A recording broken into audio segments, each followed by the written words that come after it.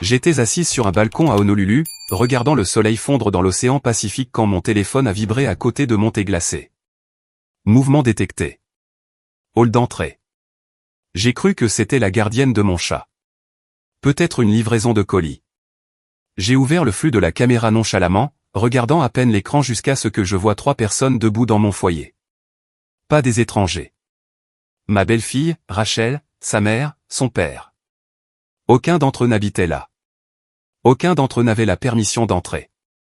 Pourtant, ils étaient là, se promenant dans ma maison comme si c'était un showroom qu'ils avaient déjà acheté. Un homme tenant un presse-papier se tenait près de l'escalier. Une sorte de déménageur. Des professionnels engagés, a demandé la mère de Rachel. Alors ce trou à l'étage est à nous, n'est-ce pas? Rachel a ri. A vraiment ri. Oh oui. Une fois que tout sera à l'intérieur, Marie ne fera pas de scène. Elle est vieille. Elle va juste l'accepter. Mon cœur ne s'est pas arrêté. Il ne s'est pas emballé. Il est resté complètement immobile. J'ai augmenté le volume avec des doigts tremblants. Rachel a continué, nous aurons tout déménagé avant qu'elle ne revienne. Le temps qu'elle atterrisse mardi, ce sera fait.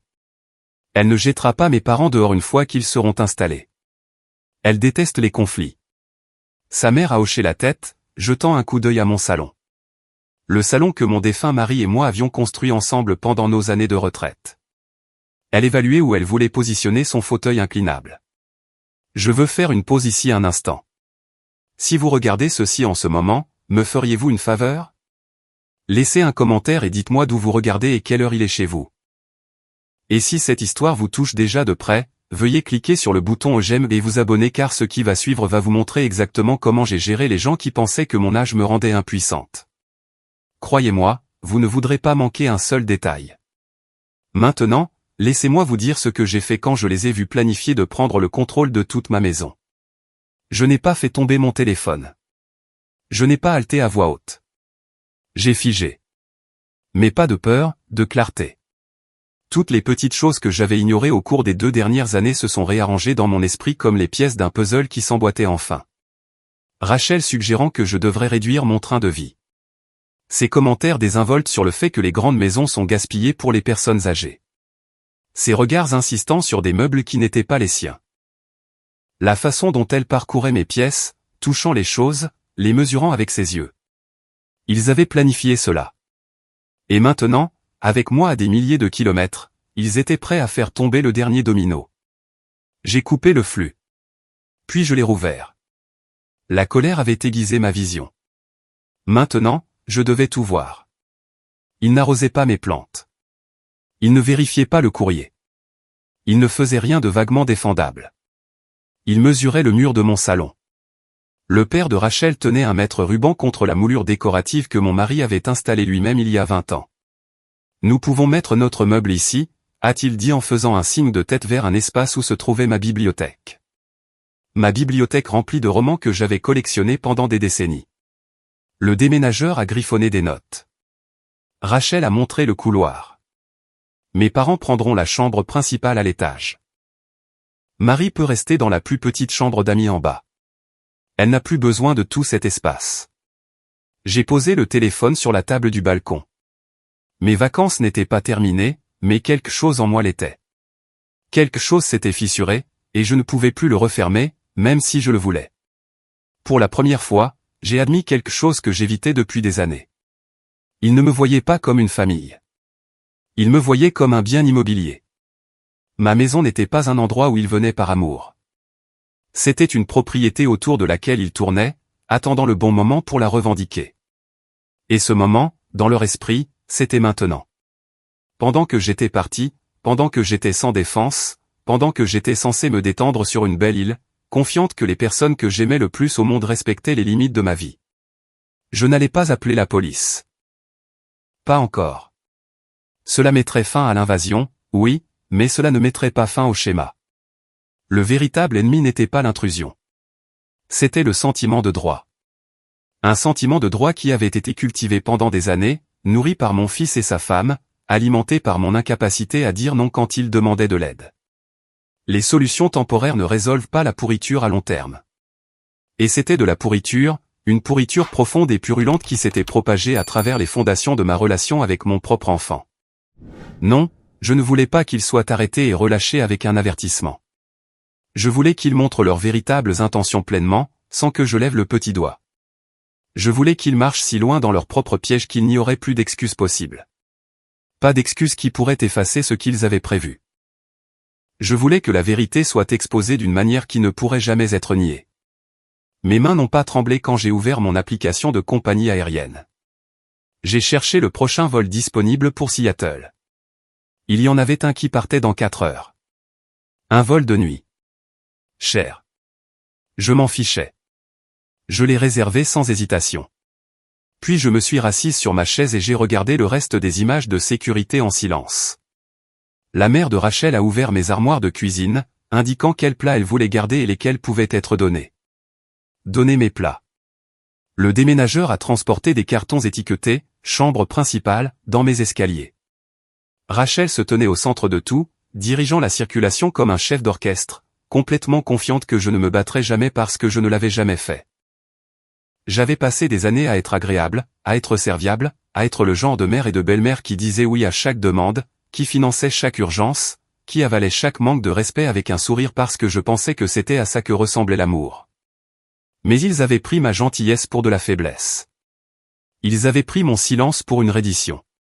Ils avaient pris mon âge pour de l'impuissance. Et ça allait être leur plus grande erreur.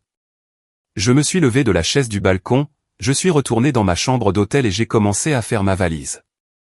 Le soleil se couchait derrière moi, peignant le ciel de nuances d'or et de rouge. Mais je ne le regardais plus. Mon attention s'était complètement déplacée. Je rentrais à la maison. Et quand j'arriverais, ils allaient apprendre quelque chose sur moi qu'ils auraient dû savoir depuis longtemps. Je n'étais pas trop vieille pour faire une scène. J'étais juste assez vieille pour que ça compte. Ils pensaient que je ne me battrais pas. Ils allaient bientôt apprendre à quel point ils avaient tort. Alors que j'étais assise dans cette chambre d'hôtel à faire ma valise, mon esprit tournait en boucle autour d'une question. Comment en suis-je arrivé là? Comment suis-je devenue le genre de femme qu'une belle fille pensait pouvoir écraser? La réponse n'était pas simple. Elle ne l'est jamais quand on a passé des années à ignorer de petites blessures jusqu'à ce qu'elles deviennent des trous béants. Rachel n'a pas commencé comme une méchante dans mon histoire. Elle a commencé comme une jeune femme charmante qui semblait sincèrement intéressée à faire partie de notre famille. Quand Evan l'a présentée pour la première fois, j'étais soulagée, heureuse même. Mon fils avait eu du mal avec les relations, et voilà quelqu'un qui semblait patient avec lui, gentil, ou du moins c'est ce que je pensais. Au début, Rachel était tout ce qu'on pouvait souhaiter d'une future belle-fille. Elle complimentait ma cuisine. Elle posait des questions sur mon défunt mari. Elle envoyait des photos de leur rendez-vous et s'assurait toujours d'inclure de petits mots. Evan parle de toi constamment, Marie. Tu as élevé un homme si merveilleux. J'ai tout gobé. J'étais seule depuis des années à ce moment-là. Et l'attention me faisait du bien. J'avais l'impression de compter à nouveau. Comme si je n'étais pas juste une veuve qui remplissait ses journées de club de lecture et de jardinage. Mais en y repensant maintenant, avec la clarté qui vient de la trahison, je vois ce que j'ai manqué. Rachel ne construisait pas une relation avec moi. Elle construisait un dossier. Elle apprenait sur quel bouton appuyer, quel mot me faisait fléchir, à quelle demande je ne pouvais pas dire non. La première demande est venue 6 mois avant leur mariage. Rachel m'a appelé un soir, la voix tendue par le stress. Marie, je déteste demander ça, mais il nous manque un peu d'argent pour la compte de la salle. Juste $2000. Je sais que c'est beaucoup, mais si nous ne payons pas avant vendredi, nous perdons la date. $2000, c'était beaucoup, mais c'était le mariage de mon fils. Je me suis dit que c'était ce que les mères faisaient. Elles soutenaient les étapes importantes de leurs enfants. J'ai transféré l'argent cette nuit-là. Rachel a envoyé des fleurs le lendemain avec une carte qui disait « Tu es la meilleure belle-mère que l'on puisse demander ». J'ai gardé cette carte sur mon réfrigérateur pendant des mois. Ils ne m'ont jamais remboursé, mais je n'ai pas demandé. Les mariages sont chers. Je comprenais. Puis est venu le fonds pour la lune de miel. Puis la compte sur leur voiture. Puis la garderie pour leur premier enfant. Chaque fois, Rachel m'a approché de la même manière, douce, reconnaissante, juste un peu désespérée. Et chaque fois, j'ai dit oui, parce que c'est ce que fait la famille, n'est-ce pas? Sauf que la famille dit aussi merci. La famille propose aussi de vous rembourser. La famille vous aide aussi quand vous en avez besoin. La famille de Rachel n'a rien fait de tout cela. Sa gratitude est devenue plus courte à chaque demande. Les fleurs ont cessé d'arriver. Les mots de remerciement se sont transformés en SMS rapides. Reçu. Merci. Et finalement, même ceux-là ont cessé. Les demandes sont simplement devenues des attentes. J'ai commencé à remarquer un schéma. Chaque fois que je voyais Rachel, elle avait une nouvelle préoccupation concernant ma vie.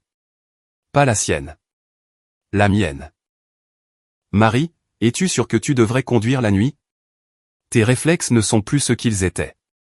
Marie, cette maison est si grande pour une seule personne. Ne te sens-tu pas seule à y errer? Marie, as-tu pensé à ce qui se passerait si tu tombais et que personne n'était là pour t'aider? À l'époque, je pensais qu'elle était attentionnée, préoccupée. Maintenant, je réalise qu'elle plantait des graines. Elle me conditionnait à croire que j'avais besoin d'aide, que j'étais fragile, que vivre seul était dangereux. Elle préparait le terrain pour que, le moment venu, j'accueille l'idée de renoncer à mon indépendance. Evan a joué son rôle aussi, bien que je ne pense pas qu'il s'en soit rendu compte. Chaque fois que j'hésitais sur une demande, il appelait. Maman, Rachel est vraiment stressée à ce sujet. Peux-tu simplement nous aider cette fois-ci? Cette fois-ci? Ce n'était jamais une seule fois. Mais je ne pouvais pas dire non à mon fils. Surtout pas quand il me donnait l'impression que j'étais la solution à tous leurs problèmes. Comme si mon soutien était la seule chose qui tenait leur vie ensemble. Je suis devenu leur filet de sécurité, leur plan B, leur fonds d'urgence, et ils se sont habitués à me laisser les rattraper à chaque fois qu'ils trébuchaient. Le pire, c'est que je ne réalisais même pas à quel point j'avais donné jusqu'à ce soir.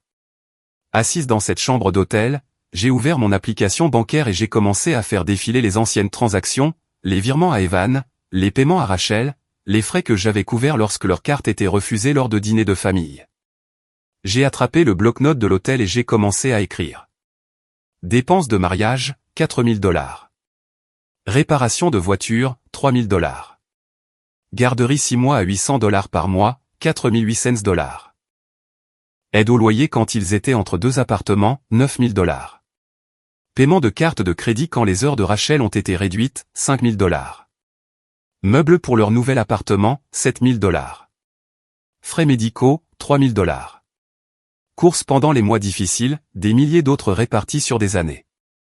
Les chiffres grimpaient de plus en plus jusqu'à ce que ma main se crispe. Le total était au bas de la page comme une accusation. 54 128 $. Je l'ai regardé. C'était plus d'1 an de mon revenu de retraite, parti, canalisé dans la vie de deux adultes qui n'ont jamais offert de me rembourser.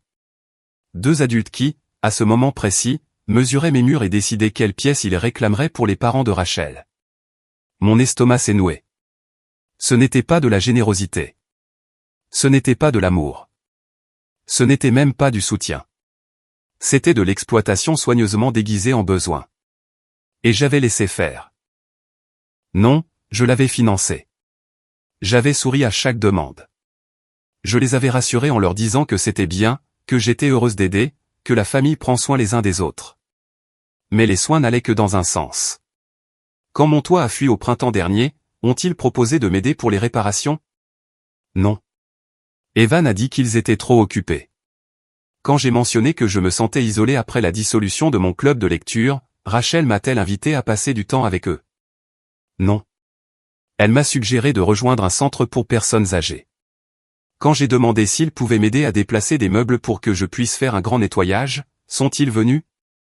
Non. Ils ont envoyé un SMS disant qu'ils essaieraient de passer le mois prochain. Le mois prochain n'est jamais arrivé.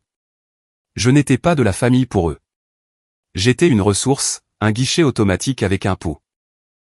Et au moment où j'ai cessé d'être utile, ils ont prévu de prendre la seule chose qu'il me restait, ma maison. J'ai fermé l'application bancaire et je me suis assise dans le silence de cette chambre d'hôtel, sentant quelque chose changer dans ma poitrine. La honte s'est transformée en colère. La colère s'est transformée en clarté. La clarté s'est transformée en résolution. Je n'allais pas crier. Je n'allais pas pleurer. Je n'allais pas les supplier de me voir comme un être humain au lieu d'un moyen pour arriver à leur fin. J'allais les laisser finir ce qu'ils avaient commencé. J'allais les laisser tout emménager, installer ses parents dans mes chambres, déballer leur vie dans ma maison, et ensuite je leur montrerai exactement ce qui se passe quand on prend le silence pour une permission. J'ai fermé ma valise, j'ai pris mon téléphone et j'ai vérifié les détails de mon vol. 4 heures avant l'embarquement. J'ai commandé le service d'étage, j'ai mangé méthodiquement et j'ai commencé à organiser chaque reçu, chaque relevé bancaire, chaque SMS où ils avaient demandé de l'argent. Je ne me préparais pas à une conversation. Je me préparais à la guerre. Et cette fois, je n'allais pas perdre. L'aéroport était presque vide quand je suis arrivé. Les vols de fin de soirée pour Seattle ne sont pas vraiment populaires, et j'étais reconnaissante pour le calme. J'avais besoin d'espace pour réfléchir, pour planifier, pour organiser la tempête qui se préparait dans ma poitrine en quelque chose de précis et d'indéniable. J'ai enregistré ma valise, passé la sécurité et trouvé un siège près de la porte d'embarquement où je pouvais travailler sans être dérangé. Mon ordinateur portable est sorti le premier, puis mon téléphone, puis le bloc-notes où j'avais griffonné le décompte financier initial dans la chambre d'hôtel, 54 000 $. Même maintenant, en le voyant écrit de ma propre main, cela semblait impossible. Comment quelqu'un peut-il donner autant d'argent sans s'en rendre compte? La réponse était simple, et elle m'a serré la poitrine avec quelque chose qui ressemblait à de la gêne. Je l'ai donné en morceaux. 2 000 ici, 5 000 là. Des montants assez petits pour que je puisse les justifier individuellement. Me dire que c'était juste pour aider, pour être solidaire, pour faire ce que font les mères. Mais quand vous additionnez tous ces petits sacrifices sur une période de 5 ans, ils cessent d'être de la gentillesse. Ils deviennent un schéma de contrôle. J'ai ouvert un nouveau dossier sur mon bureau et je l'ai nommé simplement « dossier ». Puis je me suis mise au travail. J'ai commencé avec mes relevés bancaires remontant à 60 mois, chaque virement à Evan, chaque paiement Venmo à Rachel. Chaque fois que j'avais payé une addition de dîner parce que leur carte était mystérieusement refusée. J'ai copié chaque transaction dans un tableur. Date, montant, motif. La colonne « motif » était la plus difficile à remplir car la moitié du temps, ils ne m'avaient même pas dit à quoi servait l'argent, juste qu'ils en avaient besoin de toute urgence. Toujours de toute urgence. Mais je me souvenais d'assez de choses. L'acompte du mariage. La réparation de la voiture qui s'est avérée être un acompte sur un modèle plus récent. Les soins dentaires d'urgence qui, j'ai appris plus tard, étaient des facettes cosmétiques. La facture d'électricité en retard qui est arrivée juste avant qu'il n'achète une télévision de 60 pouces. Mes doigts se sont mis à bouger plus vite à mesure que la colère montait. Ensuite, j'ai sorti mes SMS. J'ai fait défiler des années de conversation, en faisant des captures d'écran de chaque demande. Maman, peux-tu nous aider avec le loyer ce mois-ci? On est un peu à court. Marie, les enfants ont besoin de nouvelles chaussures et on ne reçoit notre paie que vendredi. Peux-tu nous dépanner? Et, maman. Notre carte de crédit a été refusée à l'épicerie. Peux-tu envoyer 200? J'ai sauvegardé chacune d'entre elles. Puis je suis allé plus loin. J'ai cherché dans mes emails des reçus. Tout ce que j'avais acheté pour eux et pour lequel je n'avais jamais été remboursé. Les meubles que j'avais achetés quand ils ont emménagé dans leur appartement. Les cadeaux que j'avais offerts et qu'ils avaient spécifiquement demandés. Des choses chères qu'ils prétendaient être des nécessités. Un berceau, une poussette, une chaise haute, des babyphones, des vêtements, des jouets, des milliers de dollars d'articles qui n'étaient pas du tout des cadeaux. C'étaient des exigences, des choses que Rachel me disait qu'ils avaient absolument besoin, et si je ne les achetais pas, je n'étais pas solidaire. Le tableur s'est allongé de plus en plus. Au moment de l'annonce de l'embarquement, j'avais documenté chaque dollar. 54 128 $. Le chiffre était au bas de l'écran, froid et factuel.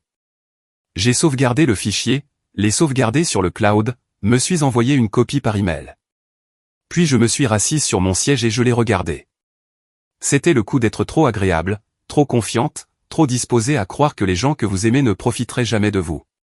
Pour la première fois, je me suis permis de le dire à voix haute, tranquillement, sous mon souffle, alors que les passagers passaient devant moi vers la porte d'embarquement. J'ai été exploité, pas aidé, pas nécessaire, exploité. Ils ont vu ma gentillesse et l'ont transformé en un service d'abonnement. Automatique, attendu, sans fin. Et quand l'argent n'a plus suffi, ils sont venus pour la maison. J'ai embarqué dans l'avion en ressentant quelque chose que je n'avais pas ressenti depuis des années. La certitude. Je n'étais plus confuse. Je ne me remettais plus en question. Je ne me demandais plus si j'exagérais ou si j'étais trop sensible. Je savais exactement ce qui s'était passé et je savais exactement ce que j'allais faire à ce sujet. Le vol a duré 5 heures. Je n'ai pas dormi. Au lieu de cela, j'ai créé un deuxième document. Celui-ci ne concernait pas l'argent. Il concernait les preuves. J'ai passé en revue les images de ma caméra de sécurité image par image, en faisant des captures d'écran de tout. Rachel mesurant les murs. Son père pointant mes meubles, discutant de ce qu'il fallait enlever. Sa mère ouvrant mes armoires de cuisine, décidant de ce qu'il fallait garder. Le déménageur transportant des cartons étiquetés pour mes chambres à l'étage. Evan se tenant en arrière-plan, les mains dans les poches, pleinement conscient de ce qui se passait. Chaque image était datée et horodatée par le système de caméra. Une preuve indéniable que ce n'était pas un malentendu ou une mauvaise communication. C'était planifié, délibéré, coordonné. J'ai organisé les images dans un dossier et les ai ajoutées au dossier financier. Puis j'ai rédigé une chronologie, un simple récit chronologique de la façon dont nous en sommes arrivés là. En commençant par la première demande financière il y a 5 ans et en terminant par les images de ce soir où ils emménageaient dans ma maison sans permission. Pas de langage émotionnel, pas d'accusation, juste des faits, des dates, des montants, des actions. Au moment où l'avion a commencé sa descente vers Seattle, j'avais constitué un dossier si solide qu'aucune quantité de pleurs, d'excuses ou de jeux de la carte familiale ne pourrait le démanteler. La honte que j'avais ressentie plus tôt avait disparu. À sa place, il y avait quelque chose de plus vif, de plus froid, la résolution. J'ai regardé par le hublot alors que les lumières de la ville apparaissaient en dessous. L'aube était encore à 1 heure. Le ciel était de ce bleu profond qui vient juste avant le lever du soleil, et le monde en dessous semblait calme, paisible. Mais je n'étais pas paisible. J'étais une femme qui venait de passer 5 heures à documenter toutes les façons dont sa famille avait trahi sa confiance. Et je n'avais pas encore fini. J'ai vérifié mon téléphone alors que les roues touchaient le sol. Aucun message d'Evan. Aucun appel de Rachel. Il n'avait aucune idée que j'arrivais. Il pensait que j'étais toujours à Hawaï, béatement inconsciente, sirotant des boissons tropicales pendant qu'il m'effaçait de ma propre maison. J'ai souri, à peine. Bien. Laissez-les penser ça. Laissez-les s'installer. Laissez-les déballer. Laissez-les s'installer confortablement dans des pièces qui ne leur appartenaient pas, laissez-les croire qu'ils avaient gagné. Parce que plus ils s'enfonçaient dans cette situation, plus il leur serait difficile de mentir pour s'en sortir. J'ai rassemblé mes affaires alors que l'avion roulait vers la porte d'embarquement. Mon bagage à main, mon ordinateur portable, mon téléphone avec ses dossiers pleins de preuves. Je n'ai envoyé de SMS à personne, je n'ai appelé personne, je ne les ai pas prévenus que j'étais de retour. Je les voulais complètement pris au dépourvu. Je voulais voir leur visage quand j'entrerais dans cette maison et que je briserais l'illusion qu'ils avaient construite. L'illusion que j'étais trop vieille, trop faible, trop effrayée par les conflits pour me battre. Je suis sorti de l'avion et je suis entré dans le terminal. L'air était frais. L'aéroport était calme. Et j'étais prête. J'avais passé 5 ans à me faire exploiter. J'avais passé 5 heures à le documenter. Maintenant, il était temps d'y mettre fin. J'ai traversé le terminal vide, mais pas résonnant contre le sol carrelé, et je me suis dirigé vers la sortie. Seattle m'attendait, et ma maison aussi. Mais cette fois, je n'y entrais pas en tant que la femme qu'il pensait que j'étais. J'y entrais en tant que la femme que j'aurais dû être depuis le début. La femme qui connaissait sa valeur, la femme qui exigeait le respect, la femme qui refusait d'être effacée. Le ciel à l'extérieur commençait à s'éclaircir, à peine. L'aube arrivait, et moi aussi. J'ai loué une voiture à l'aéroport et j'ai traversé les rues vides de Seattle avant l'aube. La ville dormait encore. Les lampadaires brillaient d'une lueur orange contre le ciel sombre. Quelques camions de livraison passaient, mais sinon, les routes étaient à moi. Je ne suis pas allé directement à la maison. Au lieu de cela, je me suis garé à 2 pâtés de maison, devant un petit parc où les arbres cacheraient ma voiture. Je devais voir ce qui se passait avant d'y entrer. Je devais comprendre toute l'étendue de ce qu'ils avaient fait. J'ai sorti mon téléphone et j'ai ouvert l'application de sécurité. 6 caméras, chaque angle de ma propriété couvert. J'ai appuyé sur le flux en direct et mon estomac s'est noué. La maison était entièrement éclairée. Chaque fenêtre brillait. À 4h30 du matin, ma maison ressemblait à un grand magasin pendant les soldes de Noël. J'ai zoomé sur l'entrée principale. Un camion de déménagement était dans mon allée, ses portes arrière ouvertes. 2 hommes en uniforme d'entreprise transportaient une commode sur mes marches d'entrée. Derrière eux, le père de Rachel dirigeait la circulation, pointant vers l'escalier. Je suis passé à la caméra de la cuisine. La mère de Rachel se tenait à mon comptoir, déballant des plats. Pas ses plats. Mes plats étaient déjà empilés dans une boîte en carton près de l'évier, étiquetés d'un épais marqueur noir. À donner. Mes plats. Ceux que mon mari et moi avions choisis ensemble il y a 30 ans. De la porcelaine blanche unie avec de minuscules fleurs bleues le long du bord. Rien d'extraordinaire, mais à nous. Et elle les remplaçait. Je suis passé à la caméra du couloir de l'étage. Des cartons bordaient les murs, des portants remplis de manteaux et de robes que je ne reconnaissais pas, des valises empilées sur 3 hauteurs. Ce n'était pas une visite temporaire. Ce n'était pas pour m'aider ou combiner les ménages. C'était un déménagement complet. Les parents de Rachel ne restaient pas quelques semaines le temps de trouver un logement. Ils emménageaient de manière permanente et on s'attendait à ce que je l'accepte. J'ai regardé la mère de Rachel entrer dans ma chambre. Ma chambre. Celle où j'avais dormi seul pendant 10 ans depuis le décès de mon mari. Celle où je gardais ses lunettes de lecture sur la table de chevet parce que je ne pouvais pas me résoudre à les ranger. Elle se tenait dans l'embrasure de la porte, les mains sur les hanches, inspectant l'espace comme un agent immobilier évaluant une propriété. Puis elle s'est retournée et a appelé dans le couloir. Je ne pouvais pas l'entendre à travers la caméra, mais je pouvais assez bien lire sur ses lèvres. Celle-ci est parfaite pour nous. Ma mâchoire s'est crispée. J'ai changé de caméra à nouveau. Salon. Les déménageurs transportaient un fauteuil inclinable en cuir, surdimensionné, marron, complètement déplacé parmi mes meubles. Le père de Rachel a montré le coin où se trouvait mon fauteuil de lecture, le fauteuil que mon mari m'avait acheté pour notre anniversaire. Du tissu gris doux, parfaitement usé.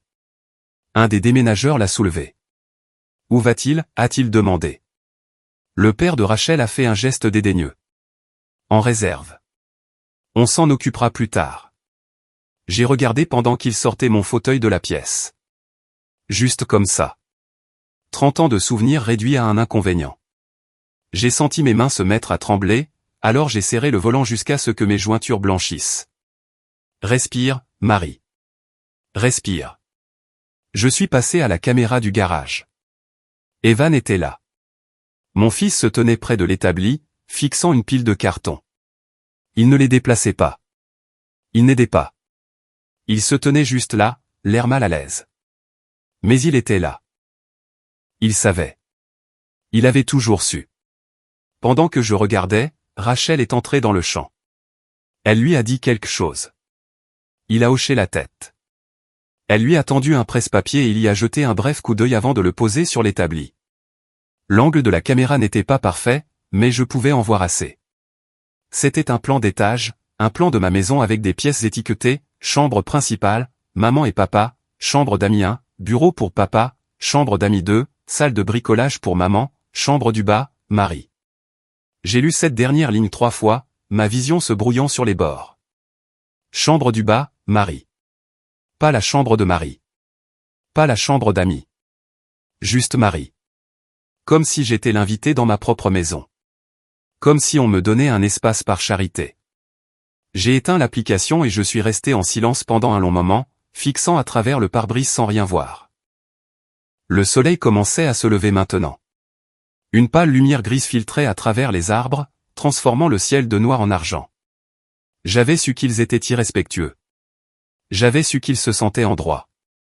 Mais le voir comme ça, les regarder m'effacer systématiquement de ma propre maison, a brisé quelque chose dans ma poitrine. Il ne s'agissait pas de besoin d'aide. Il ne s'agissait pas de rapprochement familial.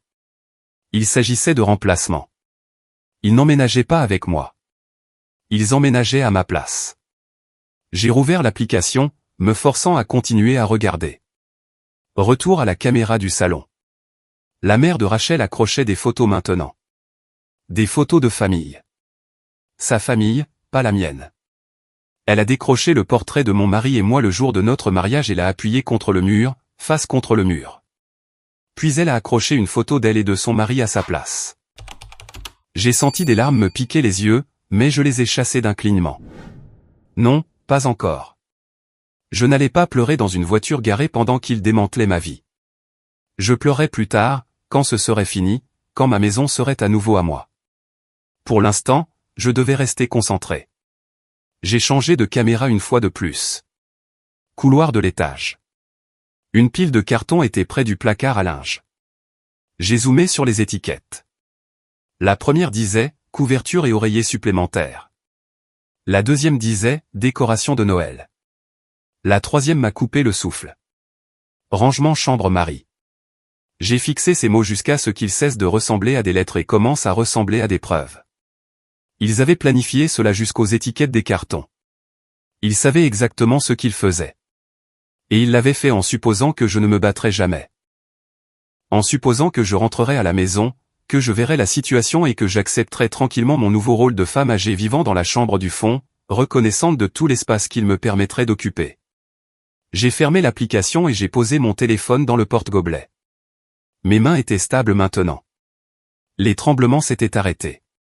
Les larmes avaient séché avant de pouvoir tomber. Ce qui restait était quelque chose de froid, de clair et d'entièrement concentré. Ils avaient fait leur choix.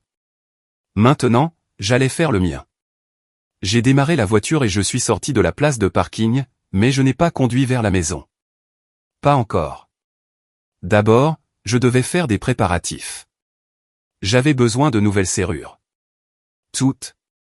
Porte d'entrée, porte arrière, entrée latérale, garage. J'avais besoin de documentation, de photos, de dossiers imprimés, tout organisé et prêt à être présenté. J'avais besoin d'un plan qui soit infaillible, à toute épreuve et impossible à contester. J'ai conduit vers le magasin de bricolage. Même s'il n'ouvrirait pas avant encore 2 heures, ce n'était pas grave. Je pouvais attendre sur le parking. Je pouvais organiser mes pensées. Je pouvais répéter ce que je dirais le moment venu, car le moment approchait. Et quand il arriverait, je voulais être prête, pas émotive, pas frénétique, pas désespérée. Prête. Comme on l'est quand on a passé 5 heures dans un avion à documenter chaque trahison.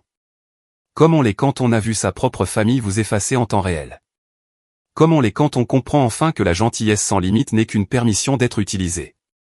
Je me suis garé sur le parking du magasin de bricolage et j'ai coupé le moteur. Le ciel était plus clair maintenant. Le matin était là, et moi aussi. Il pensait que j'étais toujours à Hawaï. Il pensait que je ne le découvrirais pas avant qu'il ne soit trop tard. Ils avaient tort. Je me suis penché en arrière sur le siège et j'ai regardé le soleil se lever sur le parking, peignant les nuages de nuances de rose et d'or. Ça allait être une belle journée. Et à la fin de celle-ci, ma maison serait à nouveau à moi. Le magasin de bricolage a ouvert à 6 heures. J'ai été la première cliente à franchir la porte. Le jeune homme derrière le comptoir a semblé surpris de voir quelqu'un si tôt, mais je n'ai pas perdu de temps en politesse. Je suis allé directement au rayon des serrures et j'ai commencé à choisir ce dont j'avais besoin. Des pennes dormants, haute sécurité, 4 d'entre eux. Un jeu de serrures complet pour la porte d'entrée, un autre pour l'arrière, un troisième pour l'entrée latérale, et un mécanisme robuste pour le garage. L'homme m'a regardé charger mon chariot, clairement curieux, mais trop poli pour demander. Je n'ai pas expliqué. À la caisse, j'ai ajouté un autre article, une petite boîte à outils avec tout ce dont j'aurais besoin pour installer les serrures moi-même, si nécessaire. J'avais assez vu mon mari le faire au fil des ans. Je pouvais me débrouiller. Gros projet, a demandé le caissier en passant mes achats. On peut dire ça, ai-je répondu. Il m'a tendu le reçu et je suis parti. Prochain arrêt, le garde-meuble. J'avais réservé une unité en ligne pendant le vol. Et maintenant, je devais finaliser les formalités administratives. L'installation n'était qu'à 10 minutes de ma maison, ce qui la rendait parfaite pour ce que j'avais prévu. Le responsable m'a accueilli au bureau. Une femme d'âge moyen aux yeux bienveillants et à l'attitude pragmatique. « Vous êtes Marie Cross ?» a-t-elle demandé en jetant un coup d'œil à son écran d'ordinateur. « C'est moi. Vous avez réservé une unité de 10x10, climatisée. C'est toujours ce dont vous avez besoin. » Oui. Elle a fait glisser le contrat sur le bureau. J'ai signé sans le lire. Je me fichais des petits caractères. J'avais juste besoin d'un endroit sûr pour stocker les choses qui comptaient le plus. Les choses que les parents de Rachel ne pouvaient pas toucher. Les choses qui étaient à moi et qui resteraient à moi. Le responsable m'a tendu 2 clés. Unité 42, au fond du couloir, 3e porte à gauche. Vous avez payé jusqu'à la fin de l'année. Je l'ai remercié et j'ai conduit ma voiture de location jusqu'à l'unité. Elle était vide, propre, silencieuse. Parfaite. J'ai fait une liste mentale de ce que j'y déplacerai plus tard dans la journée. Les affaires de mon mari du placard de l'étage, les albums photos, les documents importants, tout ce qui avait une valeur sentimentale que je ne pouvais pas risquer qu'ils endommagent ou jettent pendant que je gérais la confrontation à venir. Parce qu'il y aurait une confrontation et je devais m'assurer que, le moment venu, rien d'irremplaçable ne soit à leur portée. J'ai fermé l'unité à clé et je suis retourné à la voiture. Prochain sur ma liste, le poste de police. Je sais ce que vous pensez. Pourquoi ne pas simplement appeler la police tout de suite? Pourquoi ne pas les faire expulser immédiatement? Parce que cela ne résoudrait pas le vrai problème. Si j'appelais la police maintenant, Rachel inventerait une histoire. Elle prétendrait que c'était un malentendu, qu'elle pensait que j'avais donné ma permission, que nous étions une famille et que c'était juste un malentendu. Et Evan la soutiendrait. Il s'excuserait. Il partirait. Ils se regrouperaient. Et dans 6 mois, ils essaieraient à nouveau. Peut-être plus subtilement. Peut-être avec une approche différente. Non, j'avais besoin qu'ils aillent si loin qu'il n'y aurait aucune explication possible. Aucun adoucissement, aucune prétention que c'était autre chose que ce que c'était. Une invasion calculée. Je me suis garé devant le poste de police et je suis entré. L'officier à la réception a levé les yeux. Puis-je vous aider? J'aimerais mettre à jour les paramètres de sécurité de ma maison pour inclure une notification automatique à la police en cas d'entrée non autorisée, ai-je dit calmement. Il m'a dirigé vers un officier de liaison communautaire qui s'occupait de ce genre de choses. C'était une femme dans la quarantaine, professionnelle et efficace. Elle a expliqué comment le système fonctionnait. Si mes caméras de sécurité détectaient une entrée forcée ou déclenchaient certaines alertes, le système pourrait automatiquement avertir le service de police. C'est généralement utilisé pour les maisons de vacances ou les personnes qui voyagent fréquemment, a-t-elle dit. Vous voyagez souvent? Oui, ai-je menti doucement. Et j'ai eu quelques inquiétudes concernant la sécurité. Elle n'a pas insisté. Elle m'a aidé à remplir les formalités administratives, à lier mon système de sécurité à la base de données du département et à activer les alertes. Vous êtes prête, a-t-elle dit. Si le système se déclenche, nous enverrons immédiatement un officier à votre adresse. Merci. Je suis parti du poste en sentant une autre pièce se mettre en place. Maintenant, si Rachel ou ses parents essayaient de rentrer dans la maison après que je les ai expulsés, la police serait avertie automatiquement. Pas de débat, pas de seconde chance, juste des conséquences. J'ai conduit vers mon quartier, mais je me suis de nouveau garé à un pâté de maison. Je n'étais pas encore prête à les affronter. Il y avait encore une chose que je devais faire. J'ai ouvert mon application de sécurité et j'ai regardé le flux en direct. Les déménageurs étaient partis maintenant. Le camion était parti, mais les parents de Rachel étaient toujours là, se promenant dans les pièces comme s'ils en étaient les propriétaires. Je suis passé à la caméra de la salle à manger. Des papiers étaient étalés sur ma table. J'ai zoomé. Des horaires de déménagement, des plans de meubles, des listes d'articles à donner ou à jeter. Et là, juste au centre, il y avait une note manuscrite. Je ne pouvais pas tout lire depuis l'angle de la caméra, mais je pouvais en déchiffrer assez. Affaire de mari, rangement en bas. Garder un mobilier minimal. Elle n'aura pas besoin de beaucoup. Mes mains se sont crispées sur le téléphone. J'avais besoin de ces documents. Chacun d'entre eux. J'ai attendu que les parents de Rachel quittent la salle à manger. Puis je suis passé à l'action. Je me suis glissé dans la maison par la porte latérale, celle qu'ils avaient laissée ouverte parce qu'ils ne pensaient pas que quelqu'un les défierait. La maison était plus calme maintenant. Je pouvais entendre la mère de Rachel à l'étage déplacer des cartons. J'ai agi rapidement. J'ai rassemblé tous les papiers de la table de la salle à manger. Contrat de déménagement, plan d'étage, horaire, liste de courses pour les meubles qu'ils prévoyaient d'acheter en pensant à mon espace. J'ai tout pris. Puis j'ai remarqué autre chose. Un classeur, épais, bleu marine, posé sur le coin de la table. Je l'ai ouvert. À l'intérieur se trouvaient des emails imprimés entre Rachel et ses parents discutant de la logistique du déménagement, des dates, des heures, de ce qu'il fallait dire si je rentrais plus tôt. Il y avait même un script, des lignes écrites pour que Rachel les utilise si je la confrontais. Nous nous inquiétions pour toi, vivant seul. Nous pensions que tu apprécierais la compagnie. C'est ce que font les familles. J'ai fixé ces mots, sentant quelque chose de froid s'installer dans ma poitrine. Ce n'était pas impulsif. Ce n'était pas du désespoir. C'était prémédité, répété, planifié jusqu'au point de discussion. J'ai fermé le classeur et je l'ai emporté avec moi. Puis je suis allé dans la cuisine et j'ai ouvert le tiroir où je gardais les dossiers importants. Mon titre de propriété, mon testament, les documents d'assurance, tout était encore là, intact pour l'instant. Je les ai pris aussi. J'ai tout transporté jusqu'à ma voiture et je l'ai enfermé dans le coffre. Puis j'ai conduit jusqu'à une imprimerie et j'ai fait des copies de tout. Les plans de déménagement, les emails, le classeur, les plans d'étage avec mon nom relégué à la plus petite pièce. J'ai tout organisé dans un dossier. Sur le devant, j'ai écrit simplement « Preuve ». À l'intérieur, j'ai ajouté les dossiers financiers que j'avais compilés dans l'avion, les relevés bancaires, les captures d'écran de leur demande d'argent, 54 000 $ d'un côté, une invasion de domicile de l'autre. Ensemble, ils peignaient un tableau si clair qu'aucun jury, aucun médiateur, aucun conseiller familial ne pourrait nier ce qui s'était passé. J'avais été utilisé, exploité, et maintenant effacé. Je me suis assise sur le parking de l'imprimerie et j'ai regardé le dossier.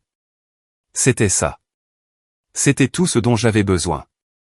Ils pensaient que la maison était déjà à eux. Ils pensaient que je rentrerais à la maison et que j'accepterais tranquillement mon nouveau rôle. Ils avaient tort. Et la beauté de la chose, c'est que je n'ai pas eu besoin de construire un piège. Ils l'avaient construit eux-mêmes. Chaque document, chaque email, chaque carton étiqueté avec mes affaires marquées pour le rangement. Ils m'avaient remis les preuves. Tout ce que j'avais à faire maintenant, c'était de les utiliser. J'ai démarré la voiture et je suis retourné vers mon quartier. Cette fois, je ne m'arrêtais pas à un pâté de maison. Cette fois, je rentrais à la maison. Et quand j'ai franchi cette porte, tout allait changer. Ils pensaient que j'étais faible. Ils étaient sur le point d'apprendre la vérité. Je suis arrivé dans ma rue juste après 9 h du matin. Le camion de déménagement était de retour. Il trônait dans mon allée comme un monument à leur audace. Ses portes arrière ouvertes, la rampe déployée. 2 déménageurs transportaient un énorme canapé sectionnel sur mon allée de devant. Le père de Rachel se tenait près de la boîte aux lettres, faisant des gestes vers la maison, leur indiquant où le placer. Je me suis garé sur le trottoir et j'ai coupé le moteur. Pendant un instant, je suis resté assise là, à regarder. La mère de Rachel est sortie de la porte d'entrée, portant une plante en pot. Elle l'a posée sur la balustrade du porche, ajustant sa position comme si elle mettait en scène une maison à vendre. Ma maison, mon porche, ma balustrade. J'ai pris une profonde inspiration, j'ai attrapé le dossier de preuves sur le siège passager et je suis sorti de la voiture. Le bruit de la portière de la voiture se fermant a fait lever les yeux au père de Rachel. Il m'a vu. Son expression est passée d'une confiance décontractée à de la confusion en moins d'une seconde. « Marie » a-t-il appelé, incertain. Je n'ai pas répondu. J'ai juste commencé à marcher vers la maison. C'est à ce moment-là que Rachel est apparue dans l'embrasure de la porte. Elle a figé. Littéralement figé. Une main toujours sur le cadre de la porte, la bouche légèrement ouverte. « Marie » dit-elle, la voix fine et aiguë. « Tu n'étais pas censé rentrer avant mardi. » Les plans ont changé, ai-je dit d'un ton égal. Les déménageurs se sont arrêtés en plein effort, le canapé suspendu entre eux. Ils se sont regardés, puis ont regardé Rachel, sentant clairement la tension. La mère de Rachel s'est avancée, son visage se composant déjà d'un sourire. « Marie, ma chérie, quelle surprise. On était juste en train de s'installer. On voulait que ce soit une belle surprise pour toi à ton retour. » Je l'ai regardé directement. « Une surprise, ai-je répété. »« Oui » a-t-elle poursuivi, sa voix prenant ce ton mielleux que les gens utilisent quand ils essaient de manipuler quelqu'un. « On sait combien ça a été dur pour toi de vivre seul dans cette grande maison. On a pensé qu'avoir de la famille autour te ferait te sentir plus en sécurité, plus à l'aise. À l'aise, ai-je dit doucement. Elle a hoché la tête avec empressement, interprétant mal mon calme comme une acceptation. Exactement. Tu as été si généreuse avec nous au fil des ans. C'est notre façon de te rendre l'appareil, de prendre soin de toi. Derrière elle, j'ai vu Evan sortir du garage. Il portait un tapis de sol enroulé, la sueur sur son front. Quand il m'a vu, le tapis lui a glissé des mains et a heurté le béton avec un bruit sourd. « Maman, dit-il. Qu'est-ce que tu fais ici ?» Je me suis tourné pour lui faire face complètement. « Qu'est-ce que je fais ici ?» ai-je demandé en gardant ma voix stable. « Evan, c'est ma maison. » Il a ouvert la bouche, l'a refermée, a regardé Rachel pour de l'aide. Elle est descendue du Porsche, son sourire toujours en place, mais ses yeux nerveux. « Marie, je crois qu'il y a un malentendu, dit-elle rapidement. On ne te prend rien. On aide. Mes parents avaient besoin d'un endroit où rester et ta maison a tellement de place et on a pensé, tu sais, que ce serait bien pour tout le monde. Bien pour tout le monde, ai-je répété. Oui, a poursuivi Rachel, ses mots sortant plus vite maintenant. On allait tout expliquer à ton retour. On voulait que tout soit installé d'abord pour que tu n'aies pas à gérer le stress du jour du déménagement. On faisait ça pour toi. Le mensonge flottait entre nous comme une troisième personne. J'ai brandi le dossier. C'est pour ça que vous avez étiqueté ma chambre pour vos parents, ai-je demandé calmement. C'est pour ça que vous avez emballé ma vaisselle pour la donner? C'est pour ça que vous avez dessiné un plan qui me met dans la plus petite pièce du bas? Le sourire de Rachel a disparu. Le visage de sa mère est devenu pâle. Evan a fait un pas en avant. Maman, allons juste à l'intérieur et parlons-en calmement. On est calme, ai-je dit. Je suis parfaitement calme. Et je l'étais. C'est ce qui semblait les déstabiliser le plus. Je ne criais pas. Je ne pleurais pas. Je ne tremblais pas, je ne paniquais pas, je ne m'effondrais pas comme ils s'y attendaient clairement. Je me tenais simplement sur ma propre pelouse, devant ma propre maison, tenant la preuve de tout ce qu'ils avaient fait. J'ai tout vu, ai-je poursuivi. Les caméras de sécurité ont tout enregistré. Vous en train de mesurer mes murs. Vous en train de décider quelle pièce vous prendriez. Vous en train de rire de la façon dont je ne ferai pas de scène parce que je suis trop vieille pour me battre. Le visage de Rachel est devenu rouge vif. Ce n'est pas je ne le pensais pas comme ça, a-t-elle balbutié. Comment le pensais-tu, ai-je demandé. Elle n'avait pas de réponse. Le père de Rachel s'est éclairci la gorge, essayant de reprendre une certaine autorité. Marie, je pense que tu exagères. On est une famille. La famille s'entraide. C'est tout ce qu'on fait ici. La famille demande la permission, ai-je dit. La famille respecte les limites. La famille n'entre pas par effraction chez quelqu'un et ne commence pas à emménager pendant qu'ils sont hors de la ville. On n'est pas entré par effraction, a protesté la mère de Rachel. On a une clé. Une clé pour les urgences, ai-je corrigé. Pas pour emménager toute votre maisonnée dans ma maison sans me le dire. On allait te le dire, a insisté Rachel, le désespoir s'insinuant dans sa voix. Maintenant, quand, ai-je demandé. Après que vous ayez déjà déballé? Après que vos parents se soient installés dans ma chambre? Après que vous ayez donné mes affaires et les ayez remplacées par les vôtres? Les déménageurs, clairement mal à l'aise, ont posé le canapé sur la pelouse et se sont reculés vers leur camion. L'un d'eux a appelé, « Madame, voulez-vous qu'on continue de décharger ou ?» J'ai regardé Rachel. Elle m'a regardé. Non, ai-je dit fermement. Vous pouvez commencer à tout remettre. Les yeux de Rachel se sont agrandis. Marie, tu ne peux pas être sérieuse. Je suis complètement sérieuse. Mais où vont aller mes parents, a-t-elle demandé, la voix s'élevant. Ils ont abandonné leur appartement. Ils comptent là-dessus. Ils ont abandonné leur appartement sans me demander s'ils pouvaient vivre ici, ai-je dit. Ce n'est pas mon problème. C'est le vôtre. Evan s'est interposé entre nous, levant les mains. Maman, s'il te plaît, calme-toi une seconde. On peut trouver une solution. Je suis calme, ai-je répété. Et il n'y a rien à trouver. C'est ma maison. Je n'ai donné à personne la permission d'emménager. Vous devez partir. Le sang-froid de Rachel s'est brisé. Tu choisis une maison plutôt que ta propre famille, a-t-elle crié. Sa voix apportée sur la pelouse, vive et accusatrice. Et c'est à ce moment-là que j'ai remarqué le mouvement au bord de ma vision. Des voisins sortant sur leur porche, s'arrêtant au milieu de leurs tâches dans leur jardin, se tournant vers l'agitation. Madame Stevenson, 2 portes plus loin. Le jeune couple d'en face, Monsieur Peterson, qui était toujours debout tôt pour s'occuper de ses roses. Ils regardaient tous. Maintenant, Rachel l'a remarqué aussi. Son visage est passé du rouge au blanc en un instant. Allons à l'intérieur, a-t-elle sifflé. C'est privé.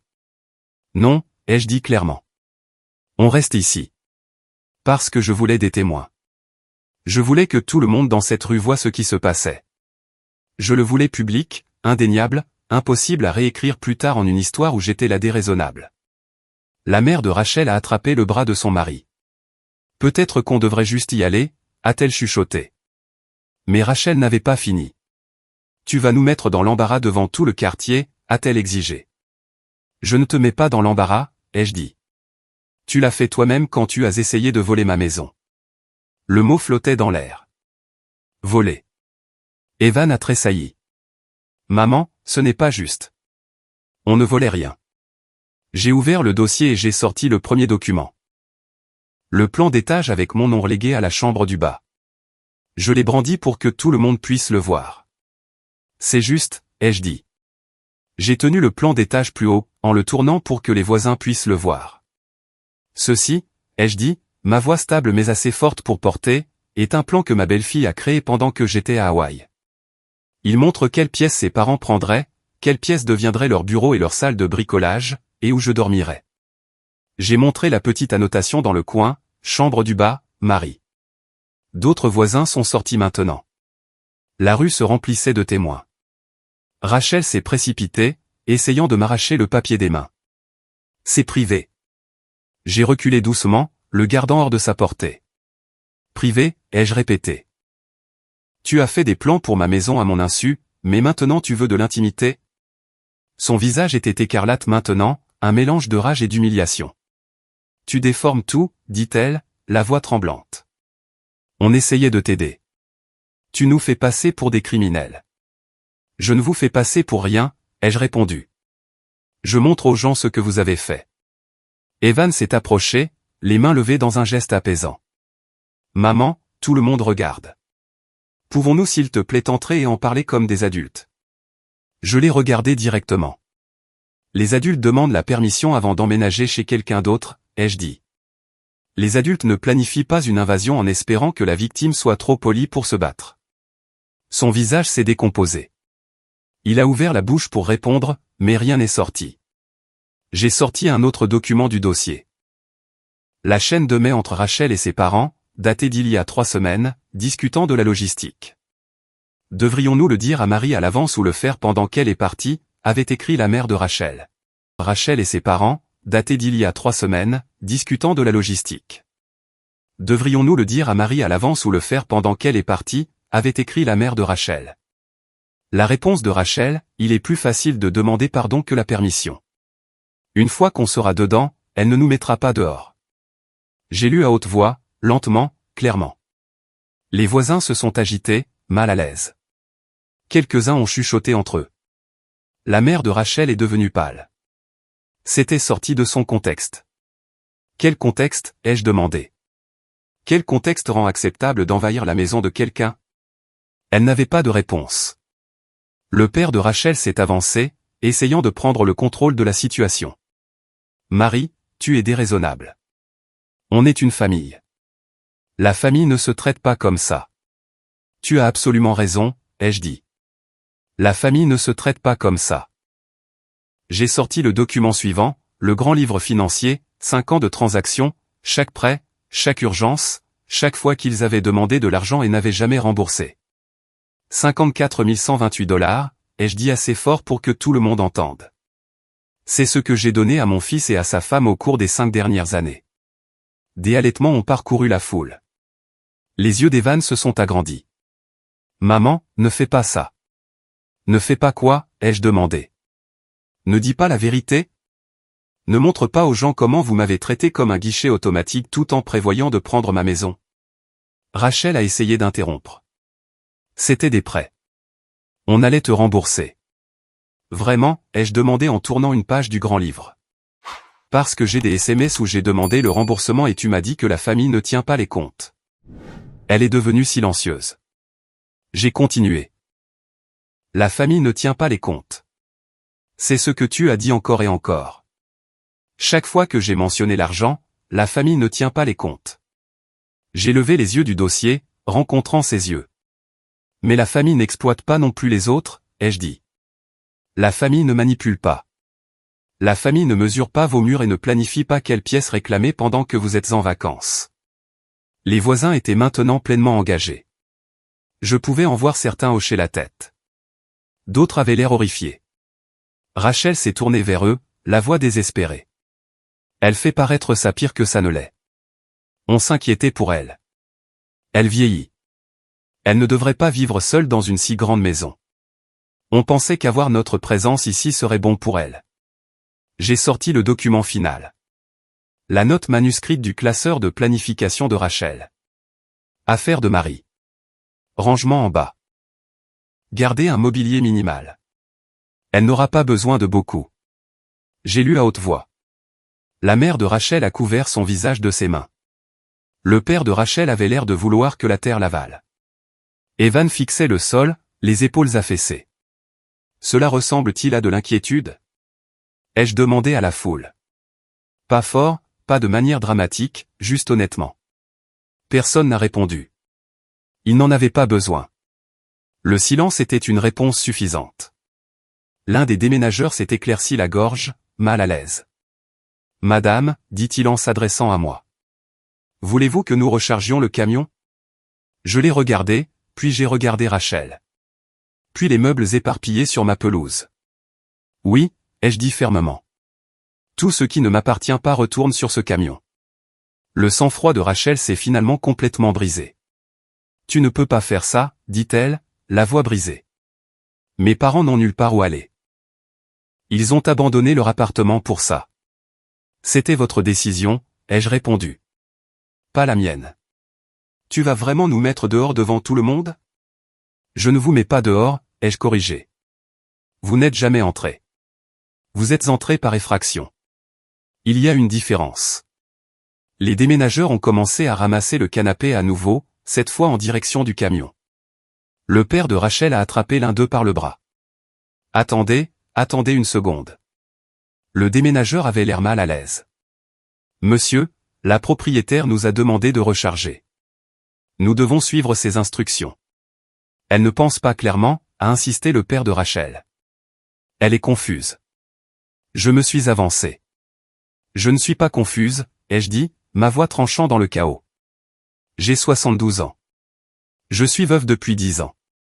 J'ai géré cette maison, cette propriété et mes finances seule pendant une décennie. Je ne suis pas confuse. Je me suis tourné pour m'adresser directement aux voisins maintenant, en élevant la voix pour que tout le monde puisse entendre clairement. Cette maison m'appartient depuis 32 ans. J'ai payé chaque brique, chaque facture d'impôt, chaque réparation.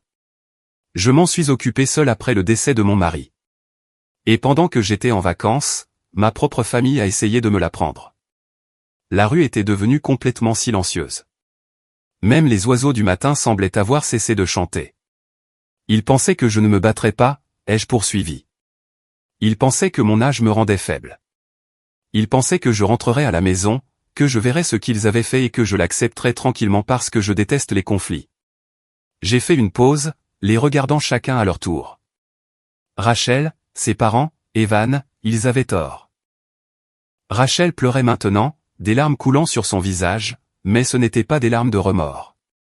C'étaient des larmes d'humiliation. Elle avait été exposée devant tout le quartier et il n'y avait aucun moyen de s'en sortir en parlant. Sa mère a essayé une dernière fois. Marie, s'il te plaît. On a fait une erreur. On est désolé. Mais ta famille, ça ne signifie rien. J'ai croisé son regard. La famille, ça signifie le respect, ai-je dit doucement. Et vous ne m'en avez montré aucun. Les déménageurs ont continué à charger. Carton après carton, meuble après meuble. Tout ce qui avait été apporté dans ma maison au cours des dernières 24 heures était en train d'être retiré et tout le monde regardait. Rachel s'est tournée vers Evan, la voix désespérée. Fais quelque chose. C'est ta mère. Fais-lui comprendre. Evan m'a regardé. Pendant un instant, j'ai pensé qu'il allait vraiment essayer. Mais ensuite, il a vu mon visage. A vu le dossier dans mes mains. A vu les voisins regarder. A vu la vérité de ce qu'ils avaient fait se refléter dans chaque témoin debout dans la rue. Et il n'a rien dit. Il est juste resté là, vaincu, pendant que le plan de sa femme s'effondrait autour d'eux.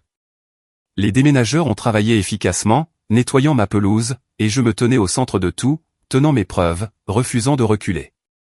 Ils avaient essayé de m'effacer. Au lieu de cela, ils s'étaient exposés. Rachel a essuyé ses yeux avec le dos de sa main, prenant une respiration tremblante.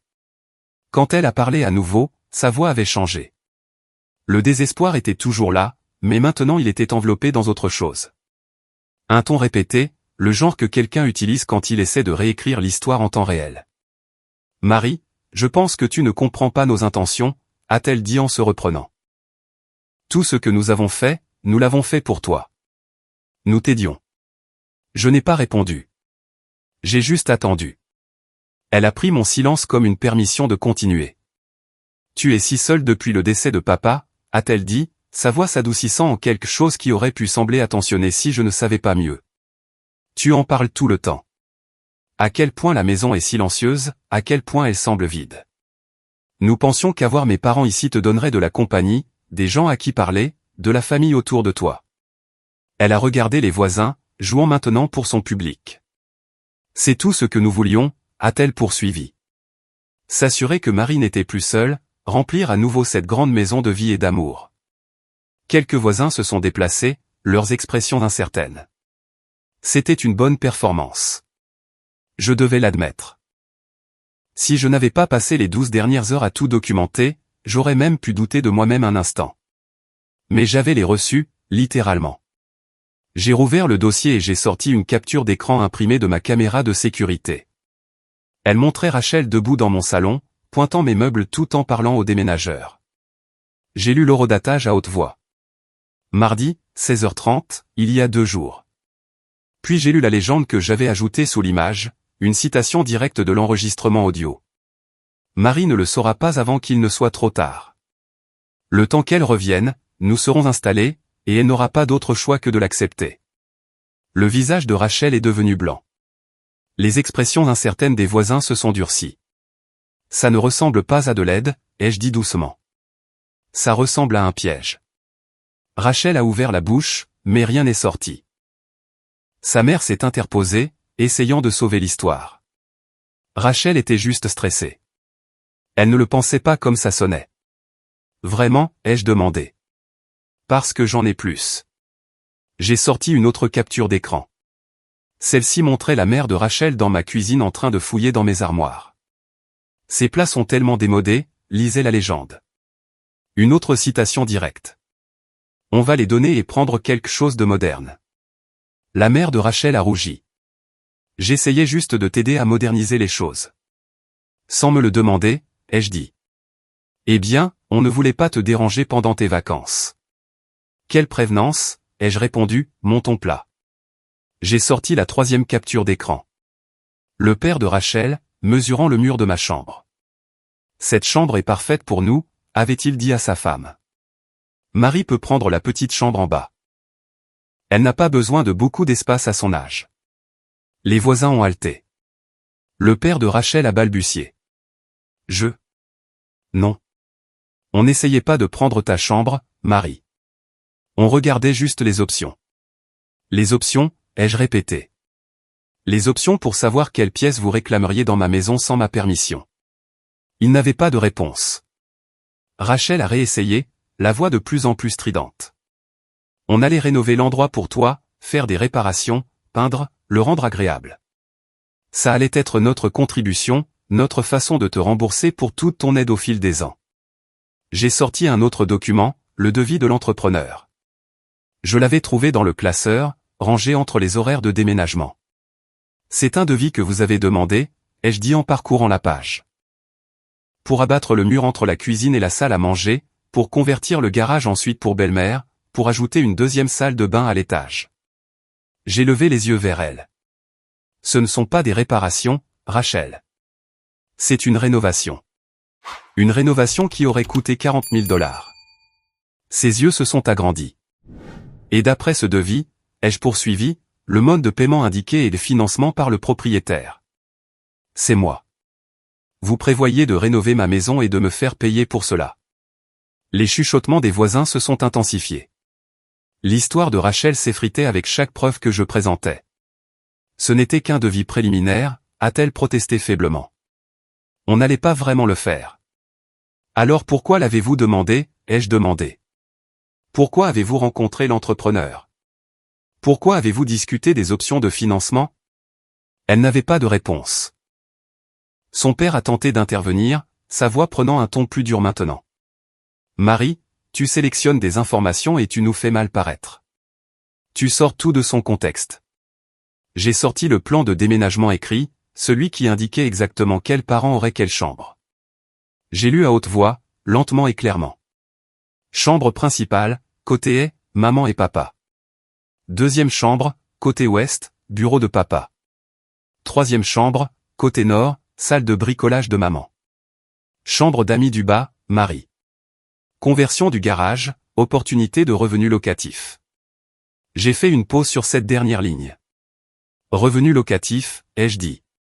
Vous prévoyez de convertir mon garage en appartement et de le louer. Les parents de Rachel ont échangé des regards paniqués. Ce détail était clairement quelque chose que Rachel ne leur avait pas partagé. Rachel, a demandé sa mère, la voix tendue. De quoi parle-t-elle? Rachel a cherché ses mots. Ce n'était qu'une idée. Juste quelque chose que je pensais pouvoir aider à générer des revenus pour le ménage. Mon ménage, ai-je corrigé. Des revenus de ma propriété que vous prévoyez de percevoir. Le visage de sa mère a changé. La prise de conscience se faisait. Rachel, dit-elle lentement. As-tu réellement demandé à Marie si nous pouvions emménager? Le silence de Rachel était assourdissant. Rachel, a insisté son père. Lui as-tu dit que nous venions? J'allais le faire, a dit Rachel rapidement. Je voulais juste que tout soit installé d'abord pour qu'elle puisse voir à quel point ce serait bien, pour qu'elle ne s'inquiète pas des détails. Sa mère a reculé d'un pas, regardant sa fille comme si elle la voyait pour la première fois. Tu nous as dit que Marie nous avait invités, dit-elle, la voix tremblante. Tu as dit qu'elle nous voulait ici. Tu as dit qu'elle était seule et qu'elle avait demandé notre aide. Elle est seule, a insisté Rachel. Je ne mentais pas à ce sujet. Mais elle ne nous a pas invités, a dit sa mère, les mots sortant comme une accusation. Elle ne nous a pas demandé d'emménager. Le silence de Rachel l'a confirmé. Le visage de son père est passé de la colère à l'horreur. On a abandonné notre appartement, dit-il doucement. On a emballé toute notre vie. On pensait aider la famille. On pensait qu'on était les bienvenus. Vous êtes les bienvenus, a tenté Rachel. Marie ne s'en rend pas encore compte. Elle se rend compte que tu nous as menti, a dit sa mère, la voix s'élevant. Tu nous as menti et tu lui as menti et maintenant on est au milieu de la rue en train d'être humilié parce que tu n'as pas pu être honnête. Rachel s'est remise à pleurer, mais cette fois ses parents ne l'ont pas réconfortée. Ils étaient trop occupés à réaliser l'énormité de ce qui s'était passé. Ils avaient été utilisés comme des pions dans le plan de Rachel, et maintenant ils en payaient le prix. Evan était resté silencieux pendant tout ce temps, se tenant à l'écart, regardant les mensonges de sa femme se désintégrer. Mais maintenant, alors que les parents de Rachel se retournaient contre elle, que les voisins chuchotaient plus fort, que les déménageurs chargeaient les derniers meubles sur le camion, il a finalement parlé. Maman, dit-il, sa voix, pouvons-nous s'il te plaît juste en parler à l'intérieur, loin de tout le monde? Je l'ai regardé. Mon fils, le garçon que j'avais élevé, l'homme que j'avais soutenu, la personne à qui j'avais donné 54 000 $ sans poser de questions. Et j'ai vu ce que j'aurais dû voir des années auparavant. Il n'allait pas me défendre. Il allait les défendre une dernière fois. J'ai regardé mon fils debout là, le visage tiré et fatigué, me demandant d'entrer, loin des voisins, loin des témoins, loin de la responsabilité. Non, ai-je dit simplement. Son visage s'est crispé.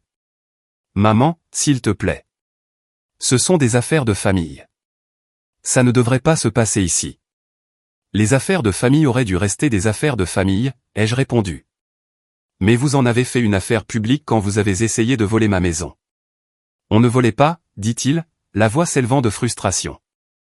Mon Dieu, maman, pourquoi tu n'arrêtes pas de dire ça? On est ta famille. On essayait de t'aider. Voilà. La même phrase que Rachel avait utilisée. La même manipulation, juste livrée par quelqu'un que j'avais aimé plus longtemps. M'aider comment exactement, ai-je demandé. En faisant emménager tes beaux-parents dans ma maison sans me le demander? En prévoyant de rénover ma maison avec mon argent? En me reléguant dans la plus petite pièce pendant qu'ils prenaient le contrôle de tout ce que j'ai construit? Tu déformes, a dit Evan en passant une main dans ses cheveux. Tu fais paraître ça bien pire que ça ne l'était. Alors dis-moi ce que c'était, ai-je dit. Explique-le-moi. Fais en sorte que ça ait un sens. Il a expiré brusquement. Les parents de Rachel avaient besoin d'un endroit où rester. Ils vieillissent. Leur loyer n'arrêtait pas d'augmenter. On a pensé, tu as cette immense maison et tu es ici toute seule et ce serait bien pour tout le monde, de la compagnie pour toi, de la stabilité pour eux. C'était censé être une situation gagnant-gagnant pour tout le monde. Sauf que personne ne m'a demandé.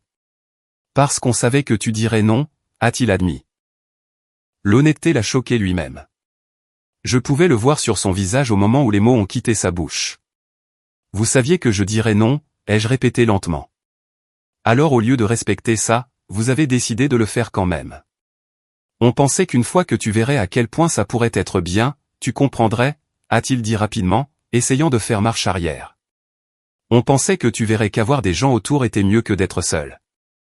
Je ne suis pas seul par accident, Evan, ai-je dit. Je suis seul par choix. J'aime ma tranquillité. J'aime mon espace. J'aime savoir que chaque décision dans ma maison est la mienne. Mais qu'en est-il quand tu ne pourras plus prendre ces décisions, a-t-il demandé. Qu'en est-il quand tu tomberas, ou que tu tomberas malade, ou que tu auras besoin d'aide? Alors je la demanderai, ai-je dit. À des professionnels, à des gens que j'embaucherai.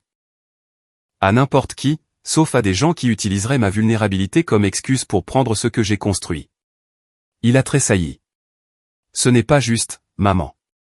On t'aime. Vraiment? Ai-je demandé doucement.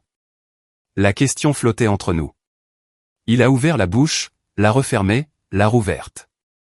Bien sûr qu'on t'aime. Tu es ma mère.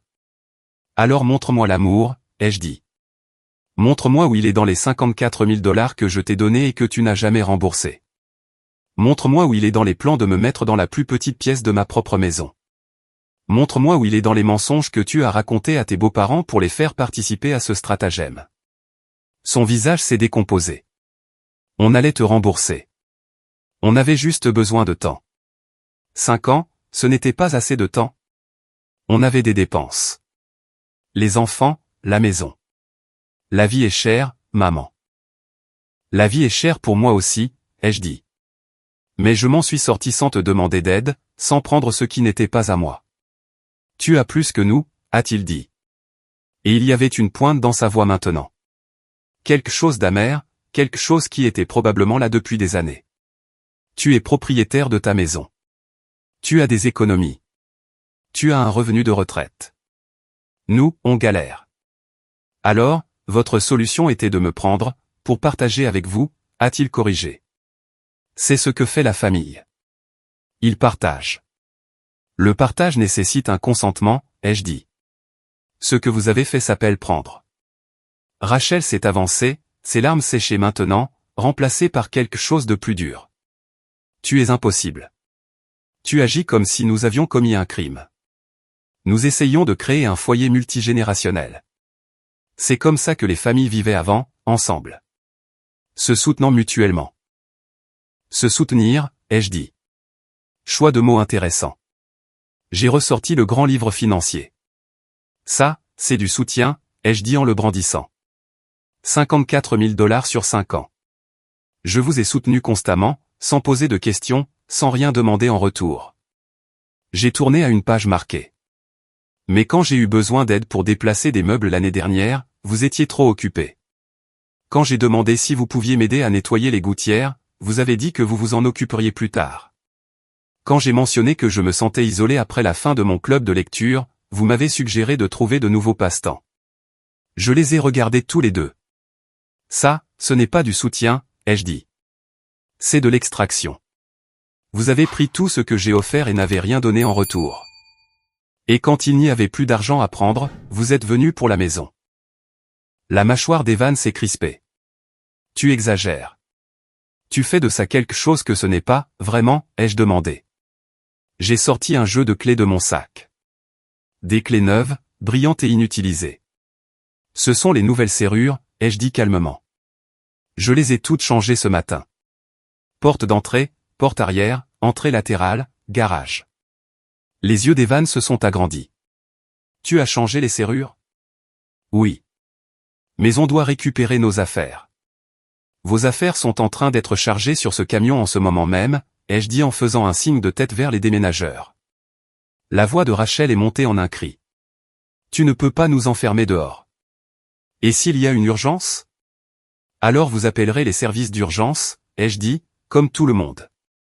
J'ai sorti mon téléphone et j'ai ouvert l'application de sécurité, en tournant l'écran pour qu'ils puissent le voir. J'ai aussi mis à jour le système de sécurité, ai-je dit.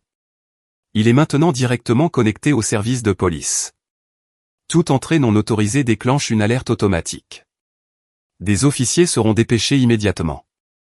La couleur a quitté le visage de Rachel. Tu es sérieuse, a dit Evan, la voix à peine audible. Tu es vraiment sérieuse. Je n'ai jamais été plus sérieuse de ma vie. Maman, on est ta famille, a-t-il dit, et sa voix s'est brisée. Tu ne peux pas simplement nous exclure comme ça. Vous m'avez exclu, ai-je dit doucement. Vous m'avez exclu de la décision concernant ma propre maison. Vous m'avez exclu des conversations sur mon propre avenir. Vous m'avez exclu de ma propre vie et vous vous attendiez à ce que je vous en remercie. J'ai sorti une dernière fois du dossier. J'ai sorti une seule feuille de papier. Officiel, dactylographié, notarié. Ceci est un ordre d'interdiction de pénétrer sur la propriété, ai-je dit en le tendant à Evan. Toi, Rachel et ses parents êtes interdits d'entrer sur ma propriété sans permission écrite explicite. Toute violation entraînera une intervention immédiate de la police et d'éventuelles poursuites pénales. Evan a pris le papier avec des mains tremblantes. Il l'a regardé comme s'il était écrit dans une langue étrangère. Maman, a-t-il chuchoté. Tu ne peux pas penser ça. Je pense chaque mot. Mais je suis ton fils. Et je suis ta mère, ai-je dit. Pas ton plan B, pas ton fonds de retraite, pas ton investissement immobilier. Ta mère. Il a levé les yeux vers moi, des larmes dans les yeux maintenant. Qu'est-ce qu'on fait maintenant, a-t-il demandé, la voix petite. Vous apprenez, ai-je dit. Vous apprenez que les actions ont des conséquences. Vous apprenez que la manipulation ne fonctionne pas sur tout le monde. Vous apprenez que les gens que vous tenez pour acquis finissent par arrêter de vous le permettre. J'ai reculé, créant une distance entre nous. Et vous apprenez que je ne suis pas la femme que vous pensiez que j'étais. Les déménageurs ont fermé les portes du camion. Tout était chargé. Les parents de Rachel se tenaient près de leur voiture, l'air perdu et humilié. Rachel se tenait sur ma pelouse, le mascara coulant sur son visage, son plan parfait en miettes, et Evan se tenait tenant l'ordre d'interdiction de pénétrer, comprenant enfin que sa mère en avait assez d'être utilisée. Partez, ai-je dit doucement. Vous tous, quittez ma propriété maintenant. Les parents de Rachel ont bougé les premiers. Sa mère s'est dirigée vers leur voiture sans regarder en arrière, les épaules voûtées, le visage caché. Son père l'a suivi, portant la dernière petite boîte qu'il n'avait pas encore chargée sur le camion. Il l'a mise dans le coffre avec plus de force que nécessaire, le son résonnant dans la rue calme. Rachel les a regardés partir, son expression oscillant entre le choc et la fureur. Maman, a-t-elle appelé. Papa, attendez. Ils n'ont pas attendu. Sa mère est montée sur le siège passager et a fermé la porte. Son père a démarré le moteur. Rachel a couru vers eux, frappant à la vitre. Où allez-vous aller? Son père a baissé la vitre juste assez pour parler. Un hôtel, dit-il, la voix plate. On trouvera une solution. Mais je pensais qu'on pourrait tous rester chez nous ce soir, a dit Rachel désespérément. On peut s'arranger temporairement. Chez vous, a demandé sa mère, la voix froide.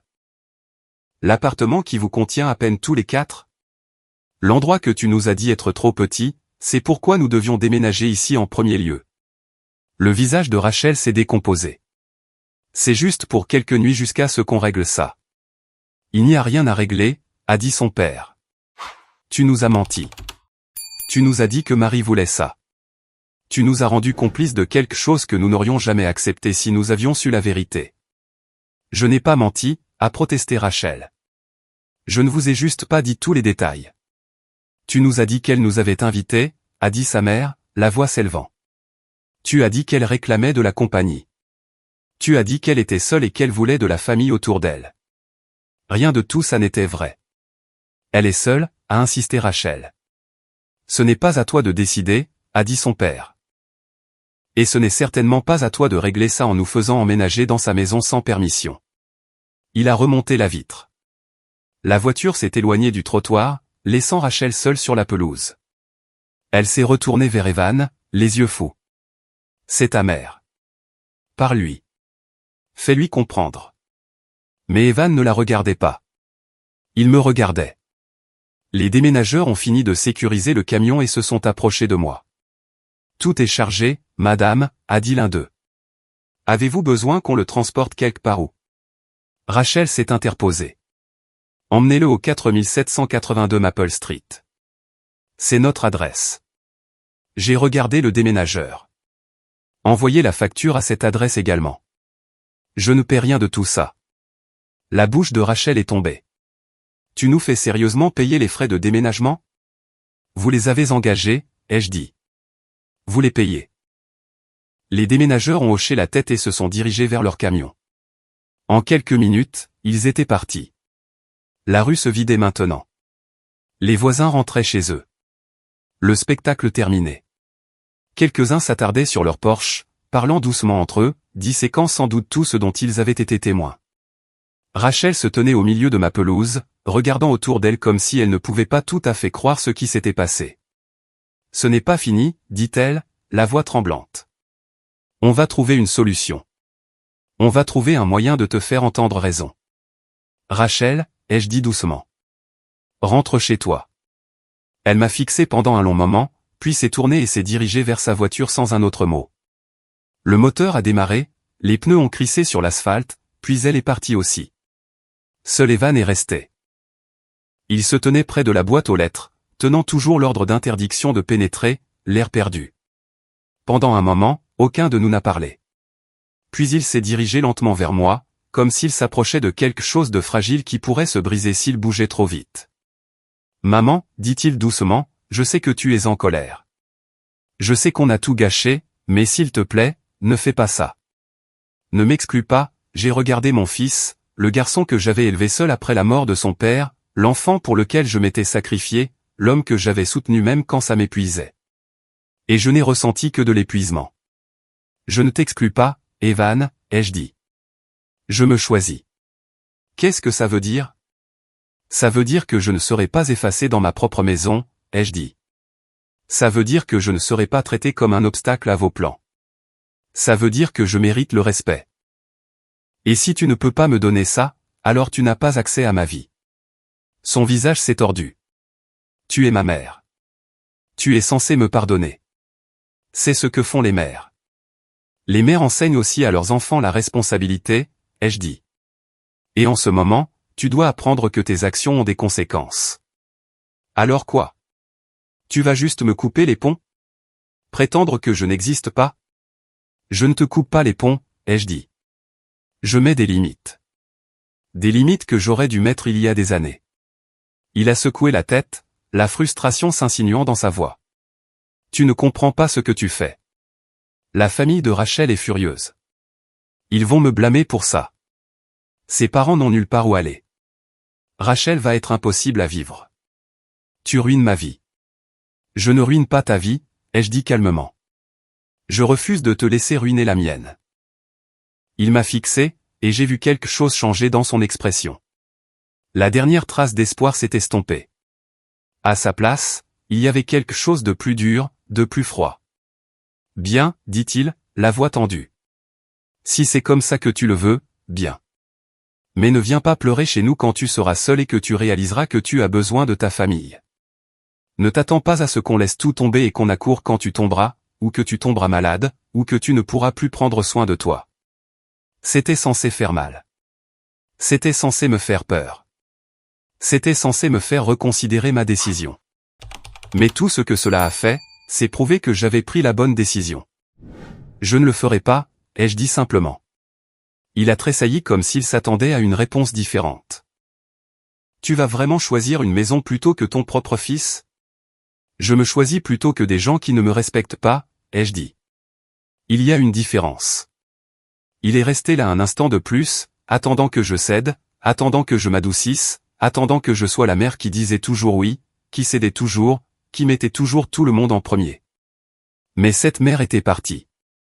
Et à sa place se tenait quelqu'un qu'il ne reconnaissait pas, quelqu'un qui connaissait sa valeur, quelqu'un qui exigeait le respect, quelqu'un qui refusait d'être manipulé. Il s'est tourné et s'est dirigé vers sa voiture sans un autre mot. Je l'ai regardé s'éloigner en voiture. Et puis j'étais seul. La rue était de nouveau calme. Les voisins étaient rentrés. Le soleil du matin était monté plus haut dans le ciel, réchauffant l'air. Je suis resté sur ma pelouse un instant, entouré des vestiges de ceux qui avaient failli m'être enlevés. Des traces de pneus dans l'herbe du camion de déménagement, des empreintes dans les parterres de fleurs, quelques matériaux d'emballage éparpillés que les déménageurs avaient manqués. La preuve de l'invasion, mais aussi la preuve que je l'avais arrêté. J'ai monté les marches de l'entrée, j'ai sorti mes nouvelles clés et j'ai déverrouillé la porte. La maison était silencieuse quand je suis entré. Pas vide. Silencieuse. Il y a une différence. Vide semble creux, solitaire, triste. Silencieux semble paisible, sûr, à moi. J'ai fermé la porte derrière moi et j'ai tourné le pêne dormant. Le clic a résonné dans le couloir. Final, définitif, protecteur. J'ai traversé les pièces lentement, faisant l'inventaire. La cuisine, où mes plats étaient encore emballés dans des cartons, mais au moins ils étaient toujours là. Le salon, où mes meubles restaient, ne craignant plus d'être remplacés. L'escalier menant à des chambres qui m'appartiennent et à personne d'autre. Je suis monté à l'étage et je me suis tenu dans l'embrasure de ma chambre. La chambre que les parents de Rachel avaient réclamée. La chambre où les lunettes de lecture de mon mari étaient toujours sur la table de chevet. La chambre qui était la mienne. Je me suis assise sur le bord du lit et j'ai laissé échapper une longue et lente respiration. Pour la première fois depuis des années, l'air dans ma maison me semblait appartenir. Pas de manipulation, pas de culpabilité, pas de demande déguisée en sollicitude, juste du silence. Et dans ce silence, j'ai trouvé quelque chose que je n'avais pas ressenti depuis très longtemps. La liberté. J'ai passé le reste de cette journée à remettre ma maison en ordre. Ça semble simple quand je le dis comme ça, mais le travail était plus que physique. Il était émotionnel. Chaque pièce dans laquelle j'entrais contenait des preuves de la violation. Chaque tiroir que j'ouvrais me rappelait ce qu'ils avaient prévu. Mais j'ai avancé méthodiquement, refusant de laisser la colère me consumer. J'ai commencé dans la cuisine. Les cartons que la mère de Rachel avait emballés étaient près de l'évier, ma vaisselle enveloppée dans du papier journal et étiquetée pour être donnée. J'ai tout déballé. Les assiettes en porcelaine blanche avec des fleurs bleues, les tasses à café que mon mari avait collectionnées de tous les endroits où nous avions voyagé, le plat de service que nous avions utilisé pour 30 ans de dîner de famille. J'ai lavé chaque pièce avec soin, même si elles n'étaient pas sales, et je les ai remises à leur place. Les armoires ressemblaient à nouveau aux miennes. Ensuite, je me suis attaqué au salon. Les meubles étaient encore bien disposés car ils n'avaient pas eu le temps de tout réarranger, mais il y avait des traces de partout, des marques sur le sol où les déménageurs avaient posé le canapé sectionnel, des empreintes dans le tapis de meubles qui avaient été déplacés puis retirés. J'ai passé l'aspirateur. J'ai épousseté. J'ai ouvert les fenêtres et j'ai laissé l'air frais chasser le sentiment d'intrusion. Sur la cheminée, j'ai trouvé que la mère de Rachel avait déplacé la photo encadrée de mon mari et moi. Elle était face contre le mur, cachée derrière un vase décoratif, comme quelque chose à cacher. Je l'ai ramassée et je l'ai remise à sa place, au centre, là où elle avait toujours été. Je suis ensuite monté à l'étage. Le couloir était encore encombré de leurs cartons, ceux qu'ils n'avaient pas eu le temps de déballer avant mon arrivée. J'ai traîné chacun d'eux jusqu'au garage, les empilant près de la porte pour quand ils viendraient finalement récupérer leurs affaires. S'ils venaient les récupérer. Une partie de moi soupçonnait qu'ils abandonneraient simplement tout, trop embarrassés pour me faire face à nouveau. Ce n'était pas grave. Je donnerai tout éventuellement. Dans ma chambre, je me suis tenu un instant, regardant simplement autour de moi. C'était l'espace qu'ils avaient réclamé pour les parents de Rachel. La chambre où j'avais dormi à côté de mon mari pendant 20 ans avant son décès. La chambre où je m'étais endormi en pleurant après ses funérailles. La chambre où j'avais lentement appris à vivre seul. Et ils avaient essayé de la prendre. J'ai ouvert le placard et j'ai trouvé certains des vêtements de la mère de Rachel déjà suspendus. Des robes, des chemisiers, des chaussures alignées sur le sol. J'ai tout sorti et je l'ai ajouté au carton dans le garage. Puis j'ai réorganisé mes propres vêtements, en les étalant pour qu'ils remplissent l'espace correctement au lieu d'être entassés dans un coin pour faire de la place à quelqu'un d'autre. Le placard avait de nouveau l'air bien. Je me suis dirigé vers la table de chevet et j'ai pris les lunettes de lecture de mon mari. Elles étaient exactement là où je les avais laissées il y a 10 ans. Pliées avec soin, en attente. Pendant longtemps, les gens m'ont dit que je devrais les ranger, que les garder dehors était malsain, que je devais passer à autre chose. Mais ces lunettes n'étaient pas une question d'être coincé dans le passé. Elles étaient là pour me rappeler que j'avais été aimé, que j'avais construit quelque chose de beau avec quelqu'un qui me respectait, que je savais à quoi ressemblait un vrai partenariat. Et elles me rappelaient que je n'accepterais jamais moins que ça à nouveau. J'ai reposé les lunettes doucement et je me suis assise sur le bord du lit. La maison était silencieuse autour de moi. Pas solitaire, juste silencieuse. J'ai pensé à la façon dont j'en étais arrivé là. Comment j'avais laissé les choses se détériorer au point que mon propre fils pensait qu'il pouvait me manipuler. Ou ma belle-fille croyait qu'elle pouvait envahir ma maison et que je l'accepterais simplement. La vérité s'est installée sur moi comme un poids.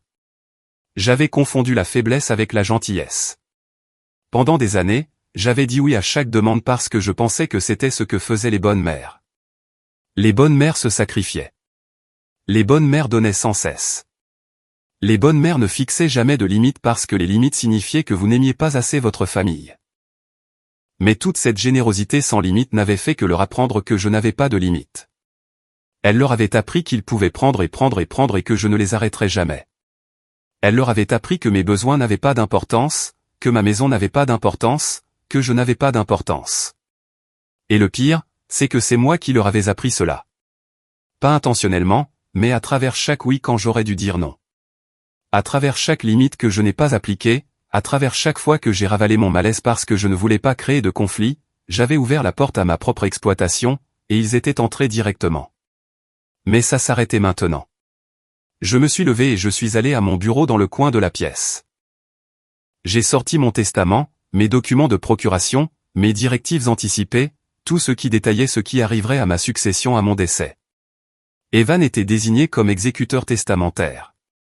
Rachel était désignée comme bénéficiaire secondaire. J'ai pris un stylo et j'ai commencé à prendre des notes dans les marges. Des changements que je ferai lorsque je rencontrerai mon avocat la semaine prochaine. Des changements qui reflèteraient ma nouvelle réalité. Je n'excluais pas complètement Evan.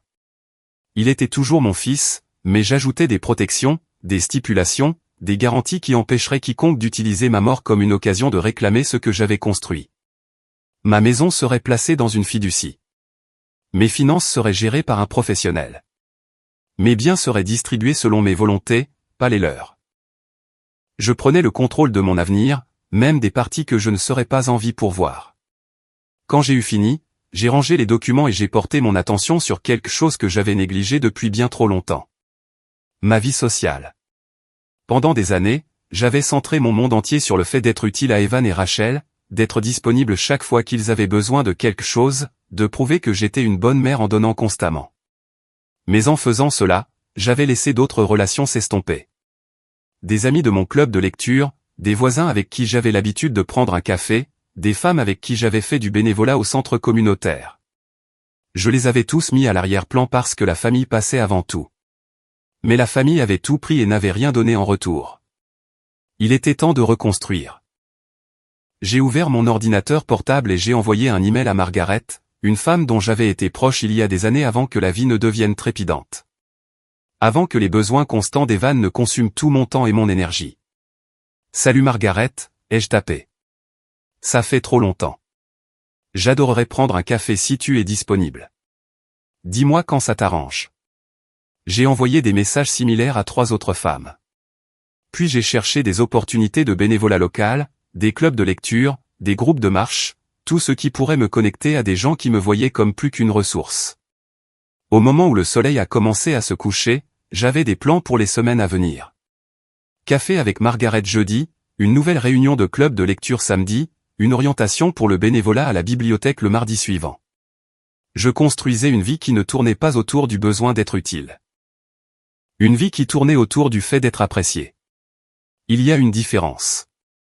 Être utile signifie que les gens ne se présentent que lorsqu'ils veulent quelque chose. Être apprécié signifie que les gens se présentent parce qu'ils aiment votre compagnie. J'avais passé trop d'années à être utile. Il était temps d'être apprécié. Je suis descendu et je me suis préparé le dîner. Quelque chose de simple. Des pâtes avec des légumes et du pain à l'ail. J'ai mangé à la table de la salle à manger, pas devant la télévision, pas debout au comptoir. J'ai mis un vrai couvert. Je me suis versé un verre de vin. J'ai pris mon temps parce que c'était ma maison, ma table, ma vie, et j'en avais fini de m'excuser d'y prendre de la place. Après le dîner, j'ai lavé la vaisselle et je me suis tenu à la fenêtre de la cuisine, regardant le jardin. L'herbe avait besoin d'être tondue. Le jardin avait besoin d'être désherbé. Il y avait des projets à faire, des réparations à effectuer, une vie à vivre. Mais pour la première fois depuis des années, je me sentais excité à ce sujet. Pas accablé. Excité. Cette maison n'était pas une responsabilité que je devais gérer seul. C'était un cadeau dont je pouvais profiter. Et j'allais profiter de chaque instant.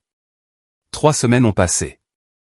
Le genre de semaine calme et banale qui me semblait autrefois vide, mais qui ressemblait maintenant à de la paix. Je me suis installé dans un rythme que je n'avais pas connu depuis des années. Café du matin sur la terrasse arrière. Après-midi passé à lire ou à travailler dans le jardin. Soirée avec des amis que j'avais retrouvés ou de nouvelles personnes que je rencontrais par le biais du club de lecture et du bénévolat. Ma maison est redevenue mienne d'une manière qui allait au-delà de la propriété. C'est devenu un sanctuaire. Chaque matin, je me réveillais en sachant que personne n'allait se présenter à l'improviste avec des exigences déguisées en urgence. Personne ne me culpabiliserait pour que j'ouvre mon portefeuille ou ma maison. Personne ne traiterait ma générosité comme un dû. Le silence était glorieux. Margaret est venue prendre un café ce premier jeudi et nous avons parlé pendant 3 heures. Elle m'a parlé de sa vie, de ses petits-enfants, de son récent voyage sur la côte. Et puis elle m'a posé des questions sur moi. Pas sur Evan, pas sur ma solitude. Elle m'a posé des questions sur moi. Ce que je lisais, ce que je prévoyais pour l'été, ce qui me rendait heureuse. C'était une chose si simple, d'être interrogée sur ma propre vie. Mais cela semblait révolutionnaire. La 2e semaine, j'avais rejoint le groupe de marche qui se réunissait au parc tous les mardis et samedis matins. 7 femmes, toutes de mon âge, toutes avec leurs propres histoires. Nous marchions 3 miles, parlions de tout et de rien, et nous nous soutenions les unes les autres sans tenir les comptes. L'une d'entre elles, Patricia, a mentionné qu'elle cherchait de l'aide pour organiser une collecte de fonds pour le programme d'alphabétisation locale. Je me suis immédiatement porté volontaire, non pas parce que je me sentais obligé, mais parce que j'en avais envie. Il y a une différence. J'ai eu des nouvelles de Rachel et de sa famille par le bouche à oreille du quartier. Madame Stevenson a mentionné qu'elle avait vu les parents de Rachel dans un hôtel près de l'autoroute. Ils y étaient restés une semaine avant de trouver un petit appartement de l'autre côté de la ville. Ce n'était pas grand-chose d'après ce que j'ai entendu. Une chambre, loin de leur fille, chère pour ce que c'était, mais c'était à eux et ce n'était pas à moi. Je n'ai ressenti aucune satisfaction dans leur lutte, mais je n'ai ressenti aucune culpabilité non plus. Ils avaient fait des choix basés sur des mensonges que Rachel leur avait racontés. Ces choix avaient des conséquences et ces conséquences n'étaient pas de ma responsabilité de les réparer. Evan a essayé de me contacter plusieurs fois.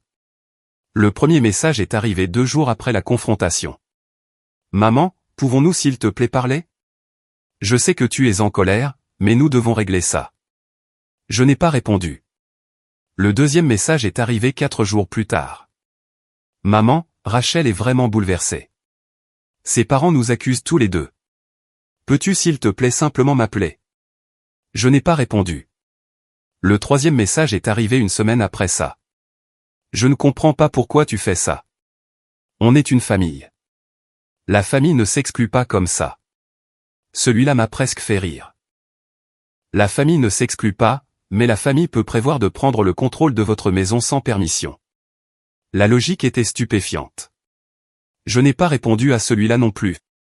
Puis, 2 semaines plus tard, un autre type de message est arrivé. Maman, j'ai réfléchi à tout ce qui s'est passé. Je sais qu'on a tout gâché. Je sais qu'on t'a fait du mal. Pouvons-nous s'il te plaît nous rencontrer quelque part et parler? Je veux comprendre. Je l'ai lu 3 fois. Il y avait quelque chose de différent dans le ton, quelque chose qui ressemblait moins à de la manipulation et plus à une véritable réflexion. Mais je n'ai toujours pas répondu. Non pas parce que je m'en fichais, mais parce que les mots étaient bon marché. Evan avait passé des années à dire les bonnes choses tout en faisant les mauvaises. Les excuses ne signifiaient rien si le comportement ne changeait pas. S'il voulait une relation avec moi, il devait prouver qu'il comprenait ce que signifiait le respect. Pas par SMS, par des actions, par le temps, en me montrant qu'il m'appréciait en tant que personne, pas en tant que ressource. Et jusqu'à ce que cela se produise, j'étais contente de garder mes distances. Je n'étais plus en colère. La colère s'était consumée dans ces premiers jours, laissant derrière elle quelque chose de plus clair et de plus calme. J'en avais simplement fini. Fini d'être utilisé. Fini d'être manipulé. Fini de payer pour un amour qui aurait dû être donné gratuitement. Un soir, je me suis assise sur ma terrasse arrière, regardant le coucher de soleil peindre le ciel de nuances d'orange et de rose. Le jardin était en fleurs. La maison était propre. Les serrures étaient sécurisées. Et j'étais seul, mais je n'étais pas solitaire. Il y a une différence entre être seul et être solitaire. Et je l'avais enfin appris. Solitaire, c'est quand on est entouré de gens qui ne vous voient pas. Seul, c'est quand on est en paix avec soi-même. J'avais passé des années à être solitaire en présence de ma famille. Maintenant, j'étais seul et plus en paix que je ne l'avais été depuis des décennies. J'ai pensé à tout ce qui s'était passé. Tout ce qui avait conduit à ce moment sur ma pelouse où je me suis enfin défendu. Pendant si longtemps, j'avais cru qu'être une bonne mère signifiait un sacrifice sans fin. Que l'amour signifiait ne jamais dire non. Que la famille signifiait tolérer le manque de respect parce que le sang importait plus que les limites. Mais j'avais appris quelque chose de crucial. La famille n'est pas définie par le sang. Elle est définie par le respect. Et les gens qui partageaient mon ADN ne m'en avaient montré aucun. Ils avaient vu ma gentillesse et l'avaient prise pour de la faiblesse. Ils avaient vu ma générosité et l'avaient transformée en attente. Ils avaient vu mon âge et avaient supposé qu'il me rendait impuissante. Ils avaient tort sur toute la ligne. L'âge ne m'avait pas rendu faible. Il m'avait donné de la clarté. La clarté sur ce que je méritais. La clarté sur ce que je ne tolérerais plus. La clarté sur la différence entre être aimé et être utilisé. Et cette clarté m'avait donné de la force. La force de dire non. La force de protéger mes limites. La force de me choisir. Je n'étais pas la même femme qui s'était assise sur ce balcon à Hawaï en regardant sa maison être envahie. Cette femme serait rentrée à la maison et aurait tranquillement accepté la situation parce qu'elle craignait plus le conflit qu'elle ne s'appréciait elle-même. Cette femme savait mieux. Cette femme connaissait sa valeur. Cette femme protégeait ce qui était à elle. J'ai fini mon café et je me suis levé de la chaise de la terrasse. Le soleil s'était complètement couché maintenant. Le ciel était sombre. Les étoiles commençaient à apparaître. Je suis rentré dans ma maison et j'ai fermé la porte à clé derrière moi. Le clic de la serrure était satisfaisant, final, sûr. J'ai traversé les pièces silencieuses, éteignant les lumières au fur et à mesure. C'était ma maison. C'était mes choix. C'était ma vie. Et elle était à nouveau à moi. Complètement, totalement, irrévocablement à moi. Il pensait que l'âge me rendait faible, mais il m'a donné de la clarté et la clarté m'a donné de la force. Ma maison est à nouveau à moi et moi aussi. Si cette histoire a résonné en vous, j'adorerais lire vos pensées dans les commentaires ci-dessous. Avez-vous déjà eu à fixer des limites avec votre famille? Comment avez-vous géré cela? Veuillez partager votre